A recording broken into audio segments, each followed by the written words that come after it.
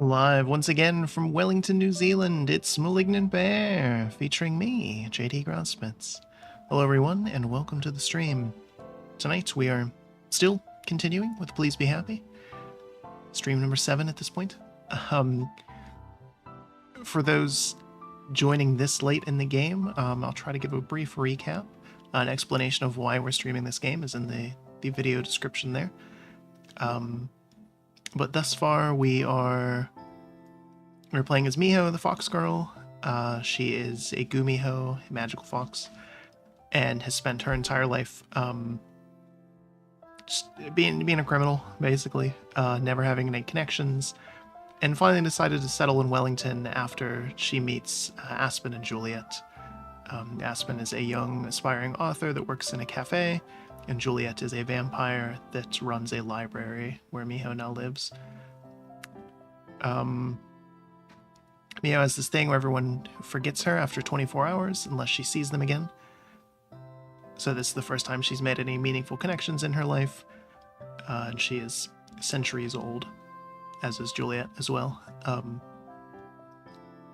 But yeah, Miho's learning to be human and wants desperately to make the final change to lose her magical powers so that people stop forgetting her now that she has entered into the start of a relationship with Aspen. So we are on Aspen's route. This is a visual novel with multiple routes in it. 2 main ones and then some little side ones. The route we are choosing is Aspen. We're romancing Aspen, I should say. And dealing with Mr. Kim, the fisherman, is our little side story. So, all right, with that out of the way, I guess. It's a lot, wow. A lot has happened in this game, and still more is going to happen. Oh yeah, that's what happened. What are the odds? Anyway. So the big thing that we had happen last time was a group of school children. What is it? Cello, Pippa, and Armand, I think? I can't remember who the other 2 are. I know Cello's the main one, the one that actually talks to us. School children came into the library and are doing a research project on Wellington, and Miho decided to help them out. Answer some questions about some of her favorite places in Wellington. So, all right, just to check something real quick, and then we're just on this screen, and this screen is just the map of Wellington, oriented south to north, because why not? And some of the places that we can go. When there's no one's little head next to these places, it means these are just random events, nothing in particular. So, well, let's go to Mount Victoria. Oh man, the mountain is all muddy from an early rain. It's heavy enough that even the paved road is covered in mud. Tread carefully though I might, my shoes sink dangerously into the slippery slope, all while maintaining 0 traction. Unless I want a face full of mud pie, I think I'd better head back down for today. I'm not a picky eater, but that's a bit too much even for me. A thrilling start. Whole day to ourselves, finally! This has been one of the busiest weeks of my life. Mine too. But in a good way.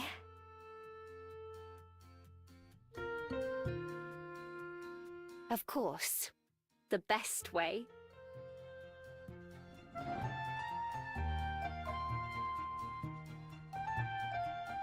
Trying to adjust my mic, and of course then it's wobbling, and you know. Anyway. Alone with just each other in the library, Aspen slides her chair closer so she can kiss my cheek. So again, they're at the very start of their relationship. They've been dating for about a week.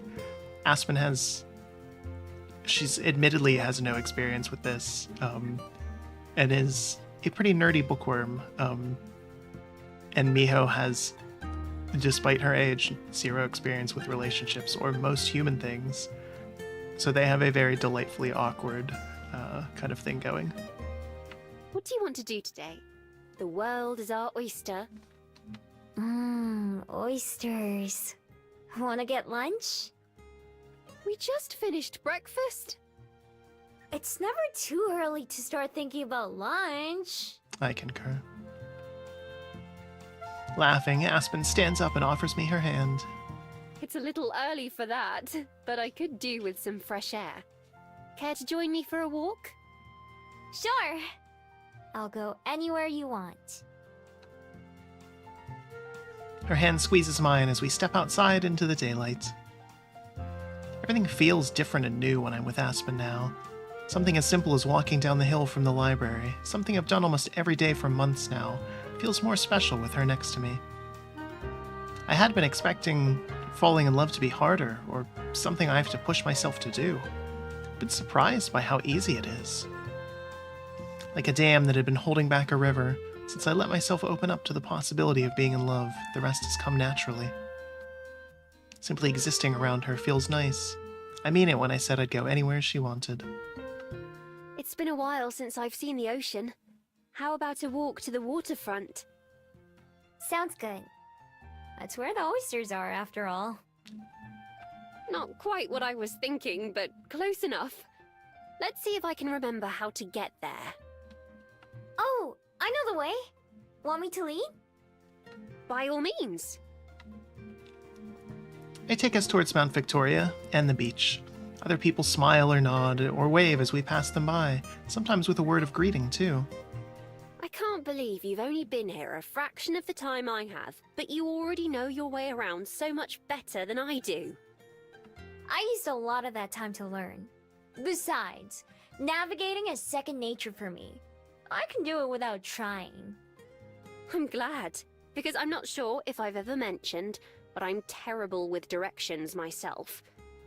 It's a good thing you offered to lead, because I was about to take us in the other direction. That would have been fun too. Would have been a surprise for both of us. Yes, and for whatever poor person whose yard we wander into. Don't worry. That's something else I'm good at. Not getting caught in people's yards. Maybe I'd be better at it than navigating, at least. Do you ever miss it? That life, I mean. Nah. She glances at me in surprise. That was awfully quick. You didn't even have to think about it. I've thought about it a lot, actually. Almost all the time for a while. But even though there are things that I miss, there are too many things that I have now that I couldn't give up. Like this. I stop walking for a second so I can kiss her cheek, like she did to me this morning. Very true. You better not give that up. Still, you've got to avoid things like going to work or paying bills and all the other little things that most people wish they could run away from. Must be nice. People like you? Absolutely people like me. I first fell in love with reading because it was an escape from the real world. A distraction from being alone, or sad, or anything else. Even if I couldn't live an exciting life, at least I could experience one through someone else's eyes and words. In those stories, there were often characters who remind me of you. Going wherever they please, doing whatever their hearts tell them to. Having wished so desperately to go from my normal, boring life to one of adventure, I would certainly understand if you ever wanted to go back to it. I shake my head. You've got it all wrong. What you just said about going where I want or following my heart, I'm doing both of those things right now. We're not too far from the water, but we're even closer to Mount Victoria. Looking up towards its top, I have an idea.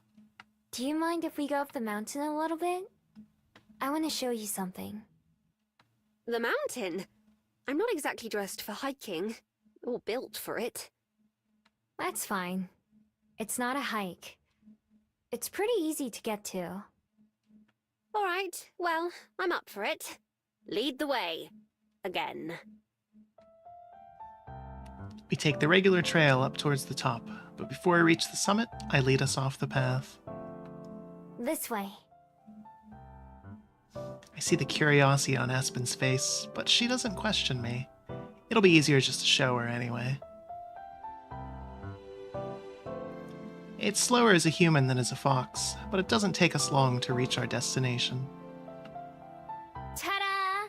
Here we are. And this is... where? Home sweet home. Or at least it was. My den is in even worse condition now than it was the last time I came. I actually have to spend a moment looking for the exact spot. Once I find it, I move aside some of the brush that's built up over the heap of mud. This was my den. I lived here until Juliet let me move into the library. I buried food that I stole in the ground to save it for later, so everything was at least a little dirty. And when it rained, my ceiling would turn into my floor. Still, it was one of the nicer dens I've made, if I do say so myself. And I've made a lot of dens. But now that I've had my own bed, pillows and stuff, it'd be hard to sleep in a hole in the ground again. I have no idea what the mic is picking up right now. There's no... Huh. Oh well. It does that sometimes. Looking around, Aspen nods. She picks up a branch that's fallen halfway into the collapsed burrow. I do love what you've done with the place, though. Ceiling on the floor, or not. Well, if you ever need a break from your apartment... We both laugh, and I hope that Aspen believes me. The same way that she feels about me, I feel about her. She paces around a little bit, exploring the area. Not that there's much to see. Eventually, she returns to my side. Thank you for showing me all the same. Even if it's better, I know it can't be easy to just turn your life around 100%. There are things I miss sometimes, but trust me, I like what I have now way more. If I didn't want to be with you, I wouldn't be. I'm really good at running away from things I don't like. I'm not going anywhere. I have seen that for myself. It's true. Exactly. So I mean everything I say to you. Everything. I don't mind at all, but standing with her next to what used to be my den feels like a strange collision of my past and present. It's taken some getting used to, and there are still things that surprise me or are tough to deal with in everyday life. When I dug this hole, I would have never guessed it would be the last time. Before Aspen and before Wellington, never had anything else to go back to. But being here and seeing what I did leave behind, I don't regret that life, but I don't miss it. Every day is better with Aspen in it, and Juliet as well. I just have to do my best to make sure that's true for them, too. Judging by the way Aspen holds my hand as we go back down the mountain, and the way she laughs at all my dumb jokes, I feel like I'm doing an okay job so far. Alright, back to the waterfront with Mr. Kim. As evening rolls around, I walk down to the waterfront for a special treat. Both days so far that I've checked in with Mr. Kim, he's been enjoying some kind of delicious-looking meal that his wife prepared. When I mentioned how often I miss Korean food, he promised to treat me to dinner tonight. Most of the times I've gone to the fishing spot, it was with food on my mind. I wouldn't have expected this to be the first meal I actually get out of it. The pier is mostly empty when I get there, aside from Mr. Kim himself. He waves merrily as I approach. Oh, Miho! 안녕! Being greeted in Korean surprises me, and it takes me a second to respond properly. 안녕하세요. I'm more than a little rusty when it comes to speaking Korean, but I think I managed to sound okay. Still, using the common language is a lot easier at this point. Glad you could join me. I've brought us a feast. Sure enough, he has a few bags full of plastic containers sitting by his chair. Ooh, thanks. I've been looking forward to this for hours. Me too. There's nothing like a home-cooked meal to wrap up the day. Go ahead and have a seat. He gestures to another chair, as well as a small folding table with a cloth draped over it. Don't mind if I do. Mr. Kim hands me a plate and a small bowl, and then starts stacking the food on the table. I watch as he lifts box after box from the bags. I'm reminded a little bit of Juliet, back when I first got here. Although Mr. Kim accepted my explanation about my magic pretty easily, it's still awfully generous of him to do this all for my sake. I'm definitely not complaining, though. I can see kimchi and rice, plus a couple other things that I don't recognize or don't remember the names of. This all looks delicious. Thanks for bringing it. I'll tell my wife. She's the one who did the cooking, and she says she hopes that it reminds you of home. When was the last time you visited Korea? It's been a really long time. I don't even know how many years. No family back there? Nah, I don't have any. I didn't have any friends until I came to Wellington either. Ah, of course. But you do now, at least. We may go at different speeds, but eventually we all end up where we're meant to be. Yeah, I never tried that hard before either. Now that I have a phone and stuff, it's a lot easier. Well, here's to new old friends then. He pours 2 cups of cold barley tea and hands me one. Then he retrieves an even bigger thermos and carefully fills 2 bowls with its contents. The aroma of chicken and garlic hits my nose the moment he takes off the lid. It's been years since I've had it, but I still recognize that smell immediately. Is that samgyetang? It sure is. The nose knows, doesn't it? I don't know when the last time I had this was. The soup is made from boiling a chicken with ginseng, and there's sticky rice stuffed into the chicken. The last time I was in Korea, it was a special occasion whenever I was able to enjoy a bowl. It was a lot harder to steal compared to solid foods, so the only times I could have it was when I actually spent some money to buy some. Modern-day Korea is very different from the Korea that I come from, but I still have some good memories from my time there. Finally, after pouring the soup, Mr. Kim hands me a spoon and a pair of chopsticks. Let's dig in. I have to carefully arrange all my dishes on the table and on my lap to make everything fit. He pops the tops of the various sides and serves me a bit of each. It's been a long time since I've used chopsticks either. My hands remember how to hold them. All the food tastes even better than it looks, and it looks pretty good to begin with. From the spicy tang of the kimchi to the rich broth of the soup, everything's amazing. The barley tea is the perfect addition to wash everything down. Go ahead and eat up. I can always have more at home. He leaves most of the food for me, only nibbling on a few things. When all the containers are finally empty, I dig my chopsticks around to scrape up the last bits and pieces. That was so good. Thanks again. Of course, of course. It's always a pleasure to share dinner with a friend. Do you ever eat the fish that you catch? Sometimes. Or sometimes I'll go purchase some from the market. Next time, I'll have to bring you some meontang. Yes, please. Mr. Kim chuckles, then slaps his knees and stands up. Well, it's about time for me to be heading home. Thanks for the company. Thanks for the meal. I help Mr. Kim bag up all the empty containers. He loads those into a basket on a bicycle, and then with one last wave, sets off on his ride. For a little bit longer, I stay on the pier and admire the sea, enjoying how pleasantly full I am. Then, I start walking home as well.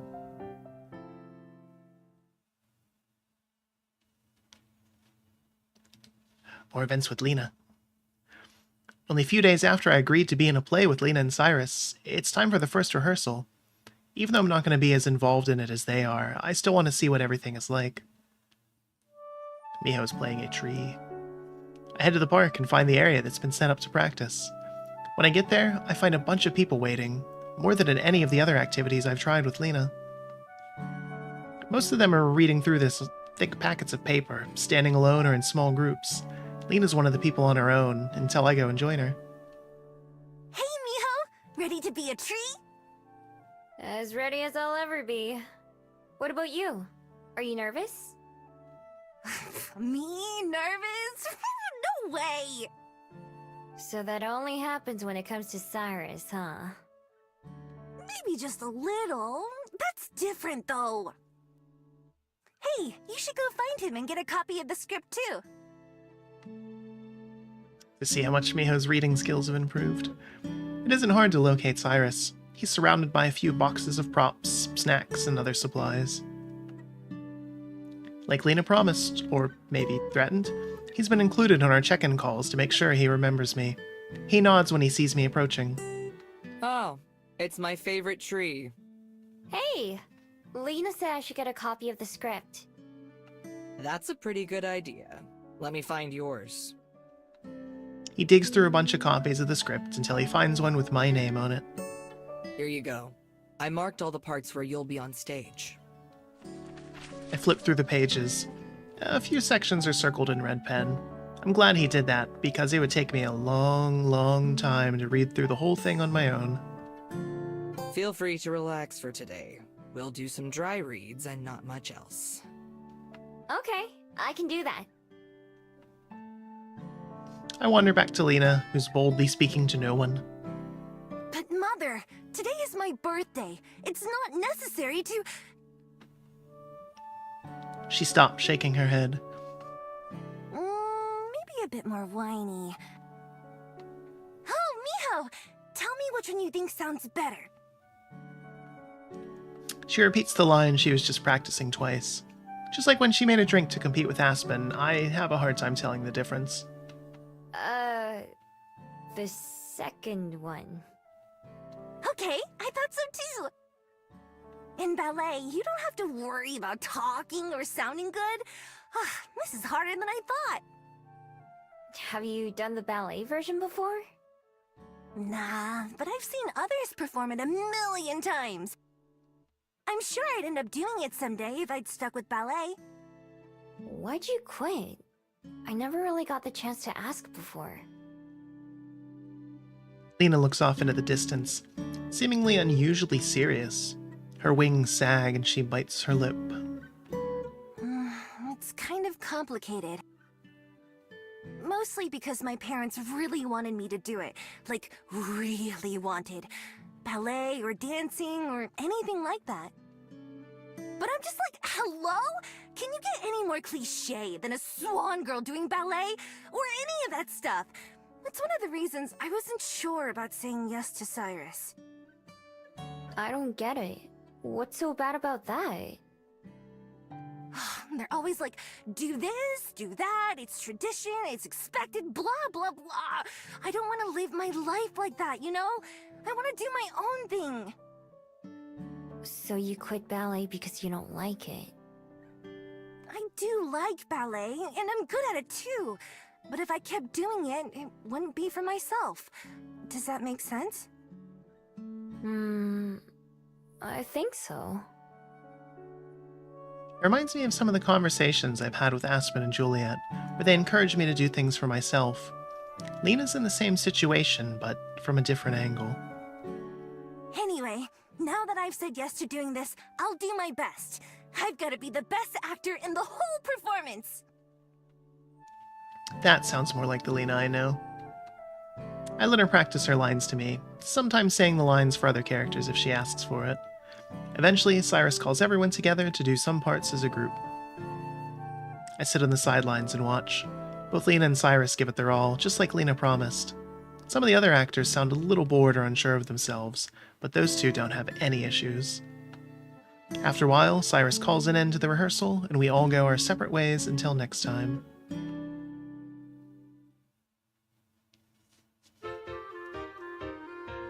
The first guests of the day are the school kids from last Friday. They enter one at a time, not struggling with the door this time. The girl I talked to before, Cello, comes over to the desk. Good morning, Ms. Miho. Morning! How'd your project go? We're still working on it. Some of us are. Some of us just want to wander around. It's not wandering if you have a destination. Around isn't a destination. They remind me of Lena and Aspen. Cello sighs and rubs her face. She must have to put up with this a lot. Well, that's why I wanted to come ask for Ms. Miho's advice again. Again? Yeah, have you met her before? What? She helped us just a couple days ago. Pippa and Armand look at each other, confused. Even with her back to me, I can tell Cello is too. I've gotten so used to my friends remembering me that I didn't even think of how weird it was for Cello to remember. As strange as it is, it just feels like another mystery instead of a life-changing event. Another question that I can't answer. In other words, not worth dwelling on. So someone actually asked about this in the Steam forums. When I first finished the game, I remember seeing this in there because I was curious about this too. And they asked it if it's because I can't remember what they said exactly. Is it because Cello is also not from the underworld, just like Miho? That's odd for Fabled to not be from there. Is it something else, or is it because Cello is adorable? And the devs actually responded and just said yes. So, take your pick for why Cello remembers Miho. I just shrug at Cello and smile, the same way I've seen Aspen do sometimes. It's fine. It's just a thing that happens. The young mermaid doesn't look totally convinced, but she nods all the same. I've also seen Aspen do that plenty of times too. Well, if it's fine with you, I had another question to ask. Ask away! Last time, you told me about your favorite place. Are there any other spots in Wellington that you like? She looks back at her friends, who are both distracted by some of the library decorations.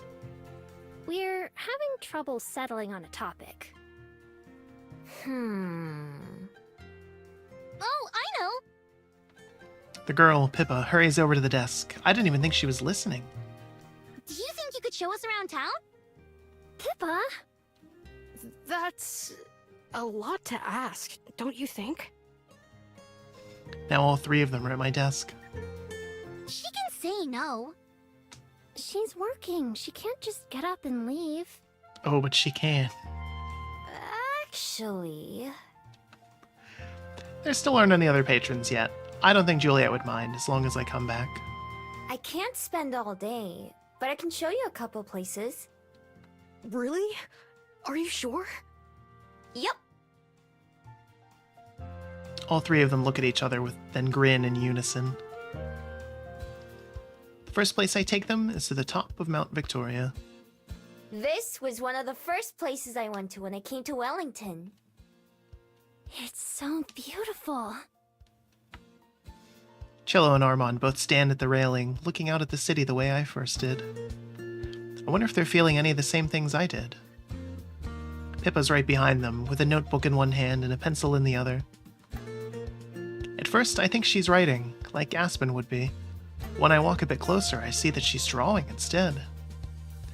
In a few quick strokes, she sketches the shape of the railing and the slope of the mountain. A few scribbled boxes turn into buildings and houses. Ooh, you're really good. Pippa's head jerks up, surprised. Thanks! Despite saying that, her face turns red and she snaps the book shut. Oh, look at this! Both Pippa and I turn to see Armand and Cello standing by the binoculars. Cello puts her eyes to them and then pulls back, frowning. I can't see anything. Oh, here. I fish around in my pockets until I find a couple of coins and hand them to Armand. Thanks. He feeds them into the machine and Cello's able to look around. Whoa. She pans slowly from side to side before letting Armand have a turn. He looks all over, bouncing the lens up and down. Pippa, do you want to try? For a second she considers it, then Pippa shakes her head. It's fine. Let's see something else. Next, we walk down to the waterfront where the market is. The sea is as blue as I've ever seen it. Oh, it would be nice to go for a swim. Maybe for some of us. Is there an ocean near where you guys are from? Oh no, but there's a giant lake and tons of canals. Cello spends basically all of her time in them. I'd rather take a boat than an airship when possible, even if it's slower. You would have swam all the way here if you could. So, there's just something about being on your own with the ocean, when you feel like you belong. What if we did our project about this beach? I definitely don't belong in the ocean. Can we pick something else? I'm with Armand on this one. It's the same as any other ocean. You guys just can't see it, I guess. Though she looks a little disappointed, Cello keeps going with a shrug and a smile. We take my usual path and end up back at Cuba Street. Like always, it's alive with all sorts of people doing all sorts of things. As we're walking, Armand suddenly stops dead in his tracks and points. Are those movie cameras? Are they filming something? Without waiting for an answer, he runs off towards a corner of the street that's fenced off. Huh. That fence wasn't here before. Armand comes to a stop against the fence and wraps his fingers around one of the links. Sure enough, there's a whole crew of people operating cameras and other gear. Whoa! They really are making a movie. What do you think it'll be about? A few people sitting on the bench across the street are dressed in costumes, although it looks like they're taking a break. One of them carries a big staff, and the other is messing with a necklace that he's wearing. Most of them have swords at their sides. Some kind of documentary, maybe? I can't imagine what they would have been filming in Wellington, New Zealand, with swords and necklaces and a big staff. Maybe. A burly man with a short mustache notices us and stomps in our direction. Hey, you kids, scram! Get out of here! But we were just... Yeah, I don't care what you were just doing. Move it! Disappointed, all four of us head back to a more crowded part of the street. I glance over my shoulder to see if the guy who yelled at us is still watching. He is, and he makes a grumpy gesture at me and I turn back around. Sometimes I remember why I used to not like humans. What a jerk. Yeah, sorry, Armand. Oh, it's okay. I got to see a little bit at least. His voice comes out kind of shaky, like maybe it isn't okay. But I don't think he'd want us to point that out. I might know a way to cheer them all up. Okay, one more stop. The familiar ring of the bell house's door greets us as we walk in. I hold the door for the three kids who all trail in. Hello, and welcome to... Miho? Welcome to the rest of them, too. Oh, yes, of course. Welcome to the Bell House. Pippa looks from Aspen to me and then back. Are you two dating? Huh? How could you tell? Pippa shrugs. Just can. Well, yes, we are. That's why I was rather surprised to see my girlfriend. You must be the students here from out of town, right? Yes, that's right. You already knew about us? I heard a bit from Miho. Anyway, it's nice to meet you. What would you like to drink? It'll be on the house. That means it's free. Pippa gives me a strange look. I know what it means.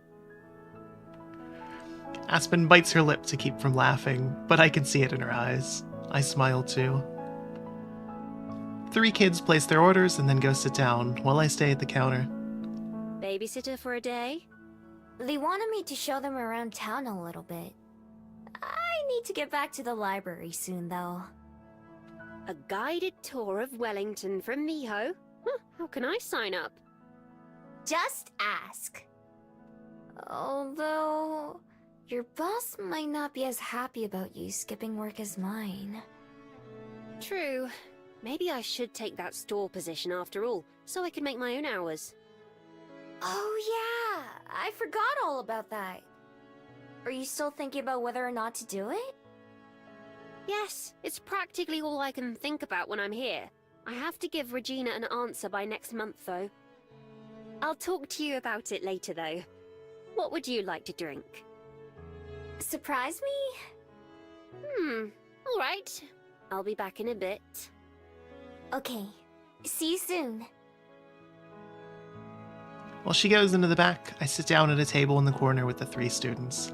The cafe is fairly busy, with many of the tables populated by humans and fabled alike. Our area is relatively empty, though. Pippa has her notebook in her lap and looks to be drawing again, although she angles the book so no one can see it. Thanks for taking us around today, Miss Miho. Yeah, thank you. I'm sure we should be able to settle on a topic after this, right? Armand nods under Cello's withering glare. Right.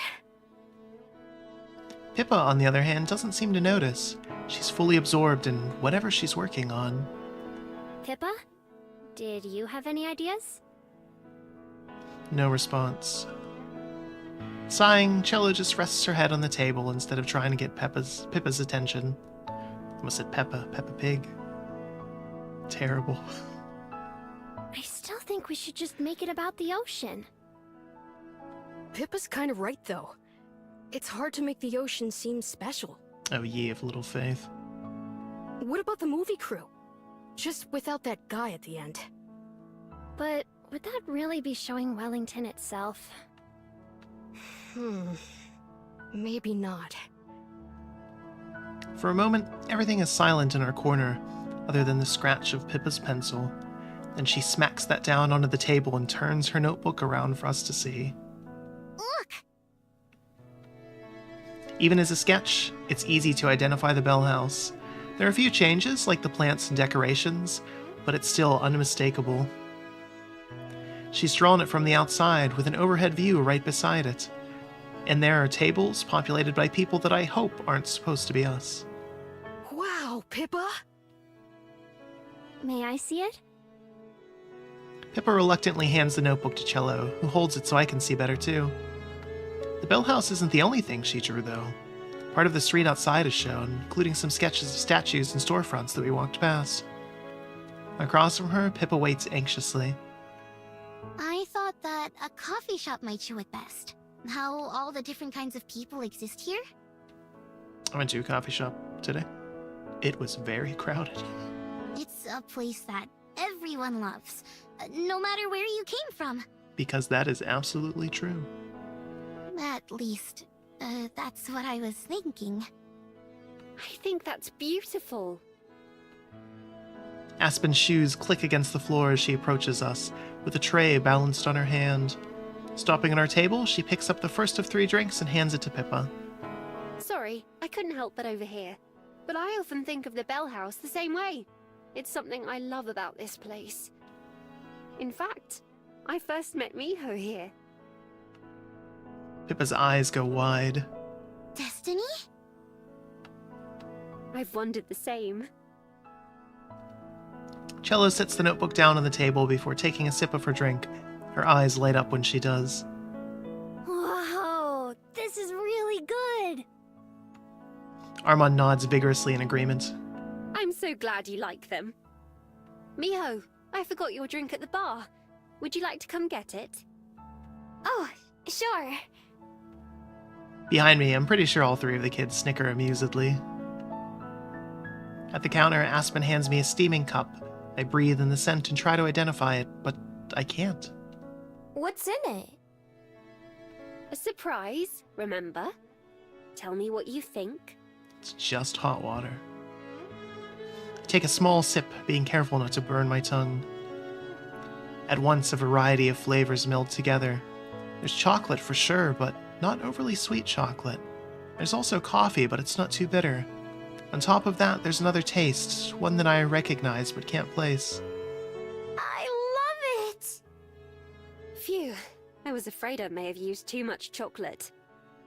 Nah, everything was perfect. But what's in it besides coffee and cocoa? Not cocoa. Real melted dark chocolate. We usually only put shaving on drinks, but this was a special one. The other flavor is lavender. Sometimes people don't like the flowery taste, but I thought you might enjoy it. Definitely. What's it called? I'll order it again for sure. It doesn't have a name yet, actually. I'll try to think of one. In the meantime, I'll write down the recipe so I don't forget. I take another sip, as good as the first. May I try it? Of course. I pass the cup to Aspen, who stares at it for just a moment before pressing it to her lips. Wow, that is perfect. If I do say so myself. She takes another sip. Hey, don't drink it all. Chuckling, Aspen returns the beverage. Sorry.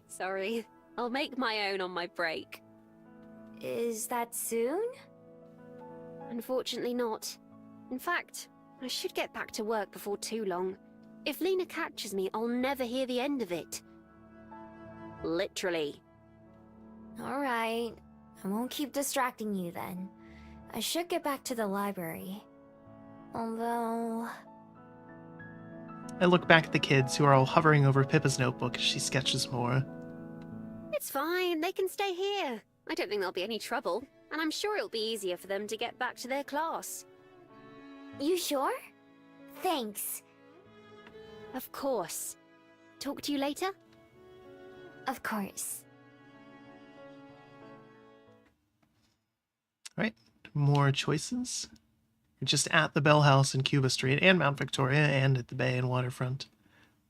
We just went to the park recently too. Let's try the gardens again. The Botanical Garden is doing some sort of flower competition today. It seems a dozen locals grew their very own lily flowers and brought a pot of them in for judgment. Anyone visiting the gardens today can place a sticker on the pot of flowers they like most, and the winner will be rewarded with some gardening supplies. Obviously, I don't know the first thing about what makes a good flower, but I enjoy seeing lilies of all shapes, colors, and sizes in one place. Ultimately, I find myself drawn to a pot of gold lilies, clean and pretty and healthy as they can be. It looks so opulent. I place one of the provided stickers on the pot, taking a quick glance around to see that the competition is rather stiff. I'm sure all the flowers were grown with lots of care and love, so whoever wins will surely deserve it. I'm not going to stick around to see who wins, but I'm wishing my little guys the best of luck. That night, as I'm lying in bed watching TV, my phone buzzes in the windowsill, startling me. It's Aspen. Hello? Miho, I didn't wake you, did I? Nah, I was still up. Liar. But I thought you went to bed hours ago. Is everything okay?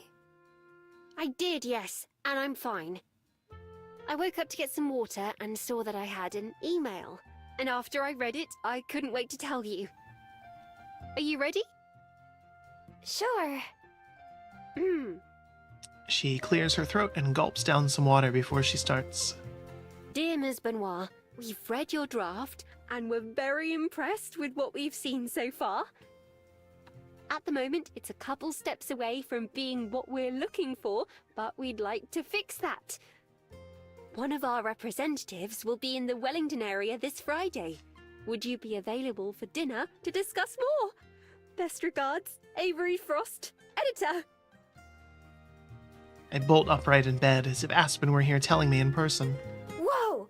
So they're gonna do it? They're gonna publish your book?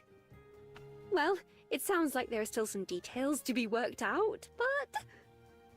Congratulations! It's a good thing Juliet doesn't sleep during the night. I can hear her laugh through the phone and can't help but keep my grin off my face. Thank you. Wait a moment, I'm not dreaming, am I? Nope. Good. Lately I keep thinking that my life has been going far too well, and surely I'll have to wake up soon and find that none of it was real. No way. Although, it sounds like maybe you should go back to bed. Probably. I'm not sure I'll be able to fall asleep again, though. Wanna come over? Juliet's awake too. She laughs again. Tempting, but I shouldn't. Tomorrow, though, after I get off work. We're gonna celebrate? Damn right we are. Let's go somewhere, just the two of us. Sure. Like where? Dunno. Figure it out when we get there. Of course. See you at breakfast then? Mm-hmm. Aspen yawns, causing me to yawn too. All right. I get the message. Good night, Miho. I love you. I love you too. Good night. Settling back down into bed, I can't help but keep a smile off my face, even as my eyes get heavier. If anyone deserves some good news, it's Aspen. I'm so glad she can stop worrying so much now. Boy, more random choices. I'm gonna take a little drink break.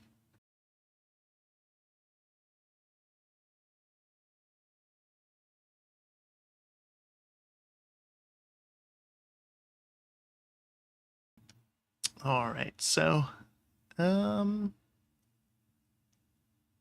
to think what would be a good one here.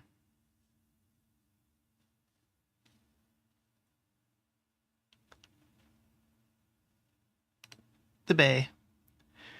It's warm right now, almost warm enough that I wish I was dressed to go swimming. Right as I'm thinking about doing it anyway, my eyes land on an ice cream stand. Bingo. After appending all the random coins in my pockets, I walk away victorious with a nice, cold popsicle. It's about as refreshing as swimming would be. I think it's supposed to be in the kind of shape of a character of some kind, but it's so misshapen it looks a little nightmarish. Eating it will be a mercy kill. It's even more gorgeous than I remember. The grand entrance of the Botanic Gardens is pretty impressive. Decorated with flowers and trees and more, it's even closer to the wilds I remember than Mount Victoria's forests are. Of course, last time I was rather distracted by the circumstances. Is that why you want to come back? Yes, this time. I intend to enjoy it to its fullest. After meeting up with Aspen at the Bell House, we took a bus to get here. It dropped us off at the same gate that Juliet and I arrived at last time. Hand in hand like always, we drift like bumblebees from flower patch to flower patch. Aspen stops to admire the plants, and I admire Aspen.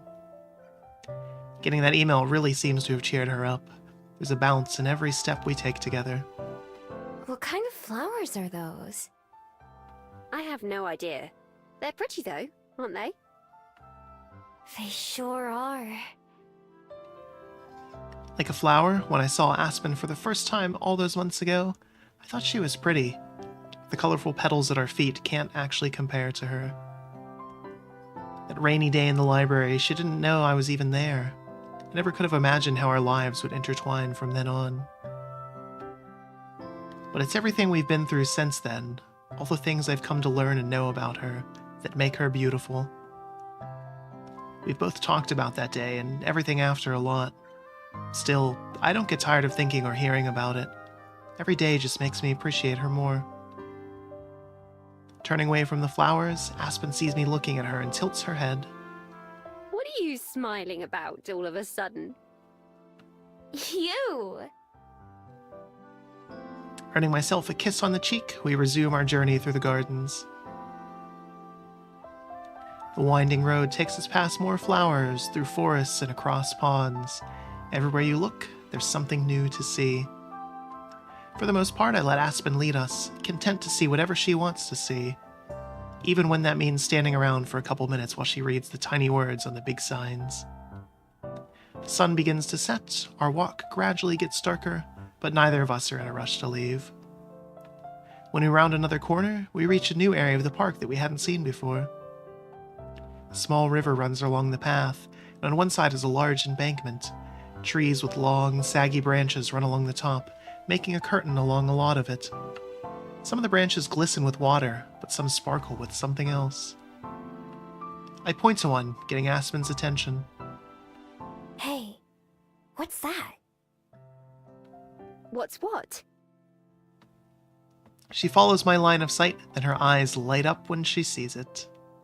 Oh! We both hurry over to where something small and blue hangs from one of the branches, glowing like a firefly. There's silky threads hanging from the trees, too. They look kind of like spider webs, but softer. Is it a fairy? Not quite. They're glowworms. In northern New Zealand, fairly close to Auckland, there's a cave that is famous for its glowworms. One of the few in the world to do guided tours of it. She reaches a hand up, cupping the bright orb without touching it. Oh, worms? Yes. Look. I look. Sure enough, there's a bug attached to the light. Well, maybe it's the other way around. It's almost as pretty as the flowers. Are they magical? No, just unique. Wellington is somewhat famous for them, in fact. There should be more nearby. Shall we look for them? Sure. Let's go. We follow the embankment, peering among the trees and dirt for another glimpse of light. There are other people around inspecting the same area as we are. We spot a couple isolated bugs, all alone like the first one we encountered, but for a while that seems to be it. However, as the night begins to set in and the sun disappears behind the hills, that starts to change. Before our eyes, lights gradually appear as more and more glowworms take their places, like candles being lit in the dark.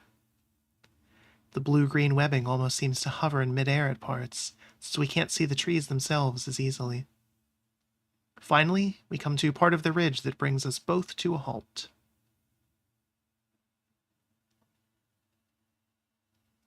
A big willow tree droops down, making a web of its own out of branches that even reach past other nearby trees. Glowworms hang from all of them like holiday lights. There are more here than we saw on the way combined. When we first arrived at the gardens, Aspen remarked on how gorgeous it was. Now, she's speechless. She takes a step forward, then another, drawn like a moth to a flame. I stay at her side, impressed by the glowworms, but unable to take my eyes off Aspen again. Her eyes wide and mouth agape, she's the most easy-to-read person I've ever met. The simple way she always wears her awe on her face and her heart on her sleeve, even when she tries to hide her feelings. To me, that's another thing to love about her. I've already seen it happen a few times. Aspen, who always tries to have the perfect words, finds herself at a loss for them so often. Everything she feels so much. Scary as that may have seemed at one time, as we became friends and then more than friends, it's something I've come to admire. She says that meeting me was destiny, or maybe she just got lucky. I don't know a thing about destiny, but I know the second part's wrong, or at least only half true. I'm the lucky one here. Hey, Aspen? Still entranced, she turns her head to face me, and I lean forward to kiss her. I'm not used to having the right words, or any words at all, so I hope I can say everything I want to with a kiss. Her eyes flutter shut behind her glasses. She smells faintly of coffee and flour. Her lips taste like love. I hope she knows just how much she's made my life better, just by existing, just by being her. We part, but just barely. Foreheads together, she smiles, the light in her eyes brighter than the ones around us. What was that for? Not that I mind, of course. Just because. I was thinking about how lucky I am to be able to do that. I see. In that case... She kisses me again. Just because? Because I love you. And so you'll keep doing that? That's the easiest promise I've ever made. Eventually we walk away, letting some of the other searchers enjoy that spot. We follow the winding path through the garden some more, taking our time and stopping to admire anything that catches our eyes. There are plenty of those, not just the flowers and trees, but the lamplit pathways and streams too. At the end, we leave from the gate we entered through, taking a shuttle back into town. I walk with Aspen to her apartment before we part ways for the night. Holding my hands outside her door, she gives me one last kiss. Thank you for a perfect evening, Miho. It was your idea to go there. So, thank you. It was only perfect because we were together, though. Just take the compliment, silly. Fine, fine. Smiling, Aspen steps forward and hugs me, enveloping me in that coffee and flower scent. Well, shall I see you tomorrow then? Yeah. I already can't wait. Me either. Good night, Miho. Good night. With a final wave, Aspen disappears into her apartment. I make my way back to the library, feeling lighter than air.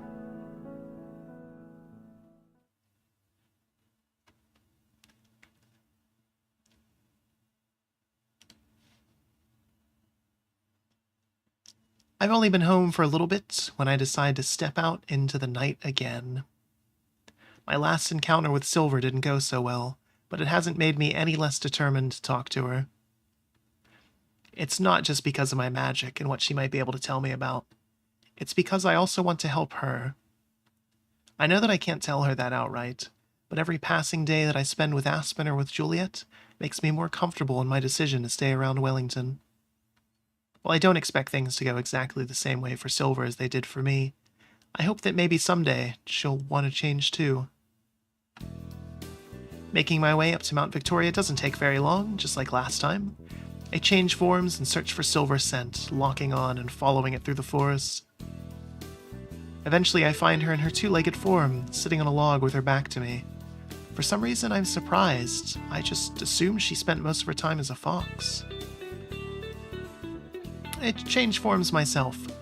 Somehow I don't think she's noticed me yet.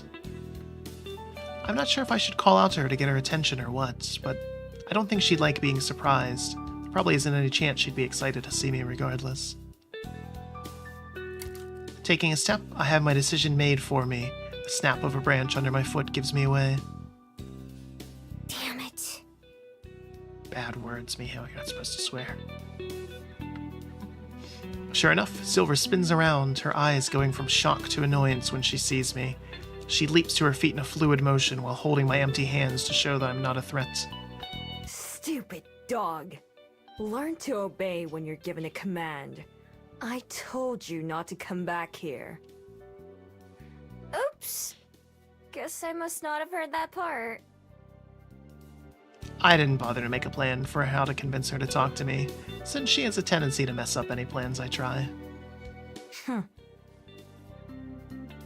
She snorts in derision and transforms as she turns back away from me. In a flash, she's taken off. Not this time. I change forms and run after her. She's tricky, not just fast, she also darts back and forth, weaving around trees as she tries to get away. I don't let her though, instead keeping her in my sights even though she manages to stay ahead. The forested area isn't very big, but she backtracks so much that it feels huge. If we were in our other forms, I'm sure she'd be shouting taunts at me, or obscenities. Instead, it's gravely silent, other than the soft sound of our paws on the leaves and moss. Silver eventually gives up on trying to confuse me, instead puts on a burst of speed, pulling further and further away from me. Why is she so determined to run away, and why am I so determined to catch her? The first part isn't tough to answer, because running away is easy. I understand, because until recently, that was exactly what I would have done too. But the second, that's harder to say. I push myself as well, trying to run faster than Silver. It's hard though, and my legs are already aching. I have to start relying on my ears and nose, not just eyes, to track her. Suddenly I see her again, not that far out of reach. When she spots me, I can see her try to dash again. Only this time, she doesn't seem to be able to pull it off either. That's when I notice her limp. It's subtle, enough that I can only tell when I'm closer up to her like this. One of her back legs is definitely giving her trouble, and it's starting to slow her down. When it becomes clear I'm going to catch her, she abruptly halts, transforming back in a flash. I scramble to bring myself to a stop and then change too, almost collapsing backwards onto the ground. My lungs feel like they're on fire, but I stay on my feet. Silver doesn't move, her back to me, even as I see her chest heave while she catches her breath. She clenches a fist, illuminated by the light from her bead. Why? Why won't you leave me alone? I've told you to stay away.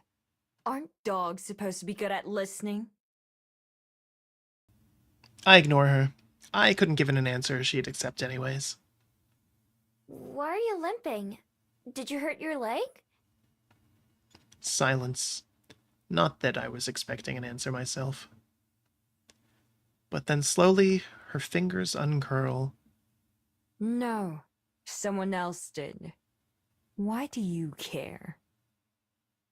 For the first time, there's less of a sharp edge to her words. For once, it sounds like a genuine question. Because you exist, I guess. I've never met another Gumiho, but I feel like I know you. At least a little bit. We probably have more in common than you think. Or admit. Pathetic. I don't know if she's talking about me or not. Finally, she looks up and glares at me, staring right into my eyes. I'm not sure how I want to come across to her. Friendly? Trustworthy? Brave? Whatever we do have in common, she's also a total mystery. Even at my most alone, I was never as wild as she is. Fine then, I'll tell you. Listen well, dog. I won't repeat myself. Folding her arms, Silver turns her back on me and looks up at the stars. The forest I called home belonged to man, as all forests do in their minds. Every day, to live was to be in fear of their cruel weapons that could tear you apart before you ever saw them. All creatures of the forest are prey to sate man's hunger for violence. I learned to run, for there was no other choice but death. To hide from their stinking horses and craven hounds. Survive. Yet, for all my running and for all my fear, one day, I too found myself fleeing for my life, slabbering beasts at my heels. There was a crack as one of their weapons rang out, finding its mark in my leg. Despite the pain, I kept running for as long as I could, before collapsing into the bush. I knew I was going to die, and there was nothing I could do about it. Nothing but quiver and dread, useless and pathetic. I thought I would choke on the fear. Instead, as the first of the hunters arrived, sadistic pleasure in their eyes, the pain in my throat became something else. In that moment, it transformed me. I was more than a pitiful fox. I became something greater, something powerful. In a flash, the fear came for them instead. They screamed the same way we foxes do, in agony and terror. The pain I felt was nothing compared to the euphoria of strength. It served me greater than fear had. And it was not only my blood that nurtured the forest that day.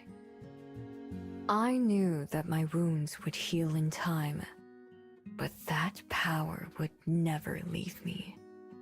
They did, and it hasn't. Never again will I suffer a human to harm me, or anyone else. Spinning back around, her eyes shine in the moonlight. Never again. I told you before that we are nothing alike. She's wrong. I can see myself reflected in her harsh gaze. I could have been her so easily. Well, what is it, dog? Have you finally learned to hold your tongue? Something about her finally clicks. Something in her words makes sense. The way she tells me so much even as she tells me to leave. The way she keeps asking for my thoughts. She desperately wants me to respond. I'm sorry. All of that stuff that happened to you is terrible. I can see why you hate humans so much. Her eyes widen, then instantly narrow. Oh, has a thought dared to enter that empty head of yours? Yeah. I'd probably hate humans too if I'd gone through what you did. Even though I didn't, I still spent most of my life trying to avoid them. And everyone else. Everyone but one person. I pause, waiting for her to interrupt. But she doesn't. That's a good sign, right? I also got my leg hurt by humans back then.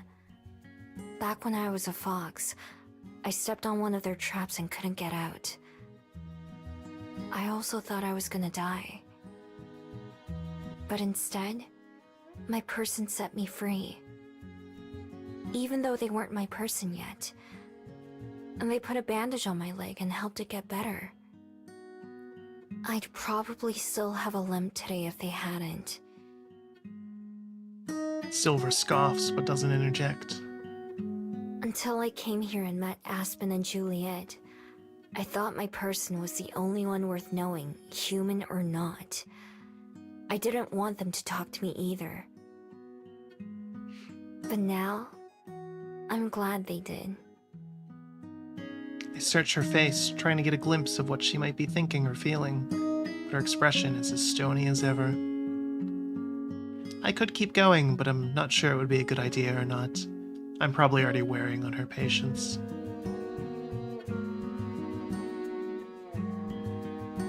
I have to double check.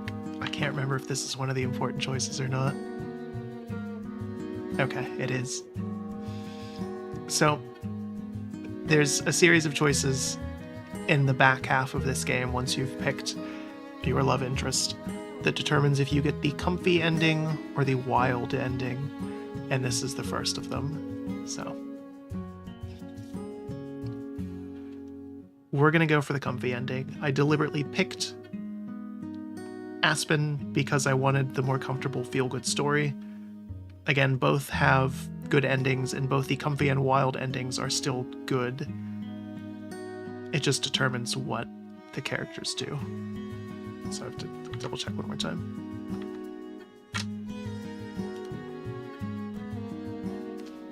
Since she still hasn't cut me off, I decide to keep talking. Who knows when I'll have another chance. You could try that too, you know. I could even introduce you to my friends. I haven't told them about you yet. They don't have any idea you exist, but I'm sure they'd be just as nice to you as they were to me. Not all people are bad, humans or fabled. There are good ones too. Just like there are probably good and bad Gumiho. All I get in response is a cold stare. Well, it's not like I really expected her to say yes. At least I tried. From the way she fidgets, I can tell we're getting near the point where Silver's going to decide she's had enough and run away. Before she can do that, there's something I have to know. Hey. What? I never asked before, but what's your name? She sneers, looking glad to have a reason to be disdainful again. I have no need for one. If I wished to be known by anyone, they wouldn't use a name. Yeah, I used to be like that too. It's how I ended up calling myself Miho. How clever. Which is why I've been calling you Silver in my head, so I'll just keep doing that. Pick something else. Huh? Her response is immediate. I'd been expecting a do as you wish or I don't care what a dog thinks of me, but I didn't expect her to have an opinion on my choice. Even Silver looked surprised with herself, like she answered without thinking. She quickly forces back a stoic expression. I mean, do as you wish. If you tell me something else to call you, I will. I don't care what a dog thinks of me. Nose in the air, she turns away from me and transforms, bounding off into the shadows like always. This time, I don't try to follow her. She always has to make a show of how little she cares. It took me until tonight to understand that she means she cares a lot. For as detached and disinterested as she tries to appear, there's still weaknesses in that armor. Once again, I didn't really learn much about myself or my magic from this visit with Silver, but I still don't think it was a waste of time.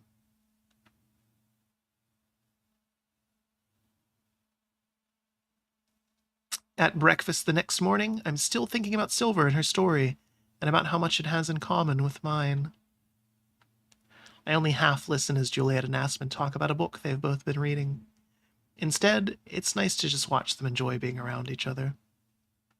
It's so easy to miss that when you're not looking for it. Of course, you can still miss out on other things. It takes me a moment to realize that Aspen's trying to get my attention. Miho! Miho! Shaking my head, I bring my attention back. To Miho! Anyone home? There is now. Just stepped out for a minute, you know. Believe me, I know. I was just asking if something had happened to your bead. It looks brighter again. I was going to point it out, but I knew that Aspen had my back. It does? Oh man, that'd be embarrassing if Aspen noticed a change before I did. I tug my necklace away from me so I can see it. Sure enough, the glow is stronger than before. Still not as strong as Silver's, though. I swear it wasn't like that when I went to sleep. Maybe it changed overnight. Like your body, perhaps it needs time to process. Actually, I believe I learned something useful in that regard. I was able to get in touch with one of the curators from the exhibition you saw at Topapa. I mentioned the painting of a Gumio and asked if he knew anything about them, and he told me a very interesting myth. It says that not only is a Gumio's bead the source of her magic, but it also requires more magic to sustain itself. Most Fable take their magic from the underworld's source, but for those who don't come from the underworld, such as Miho... And I think this is the actual answer about Cello, is that she is not from the underworld, so she has some separate things going on.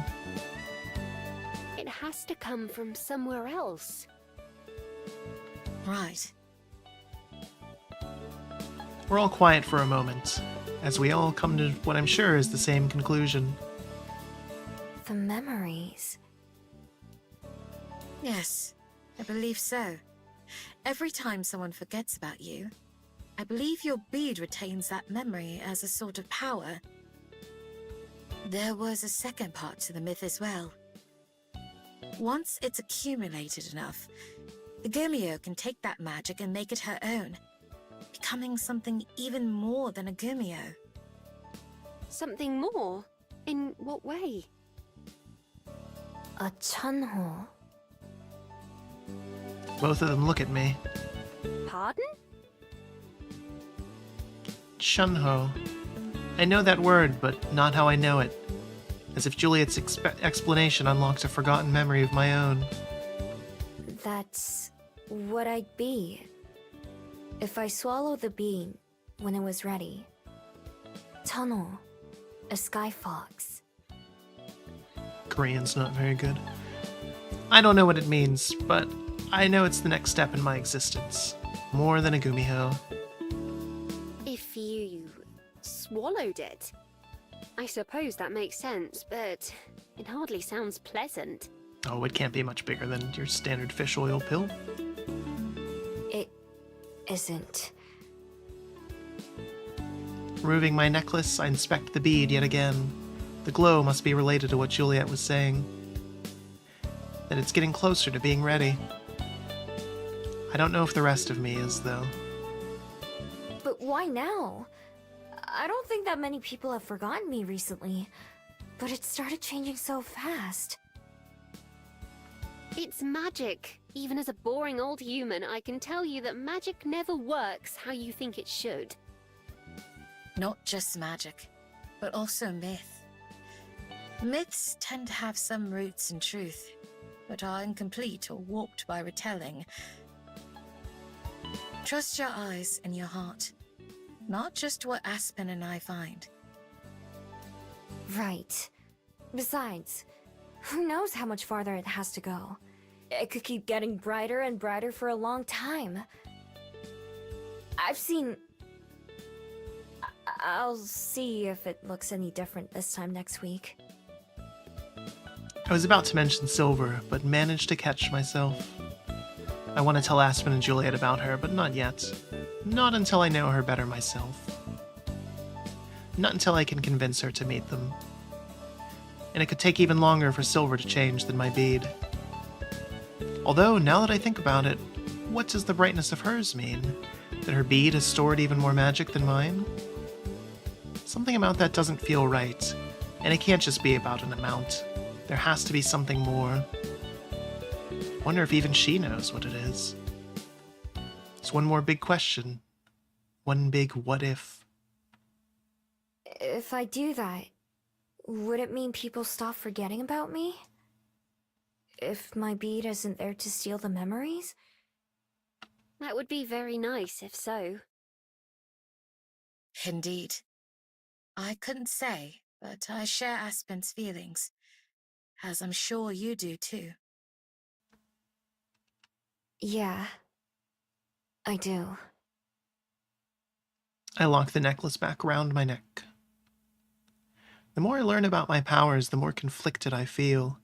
I know Aspen and Juliet mean well, but it's just not something they can understand. Even though Juliet has magic of her own, it's entirely different than mine. The conversation changes to recent events at the library and Bell House, and none of us mention anything else about magic or Gumiho for the rest of the morning. Whatever's going to happen with my bead, I have to figure it out for myself.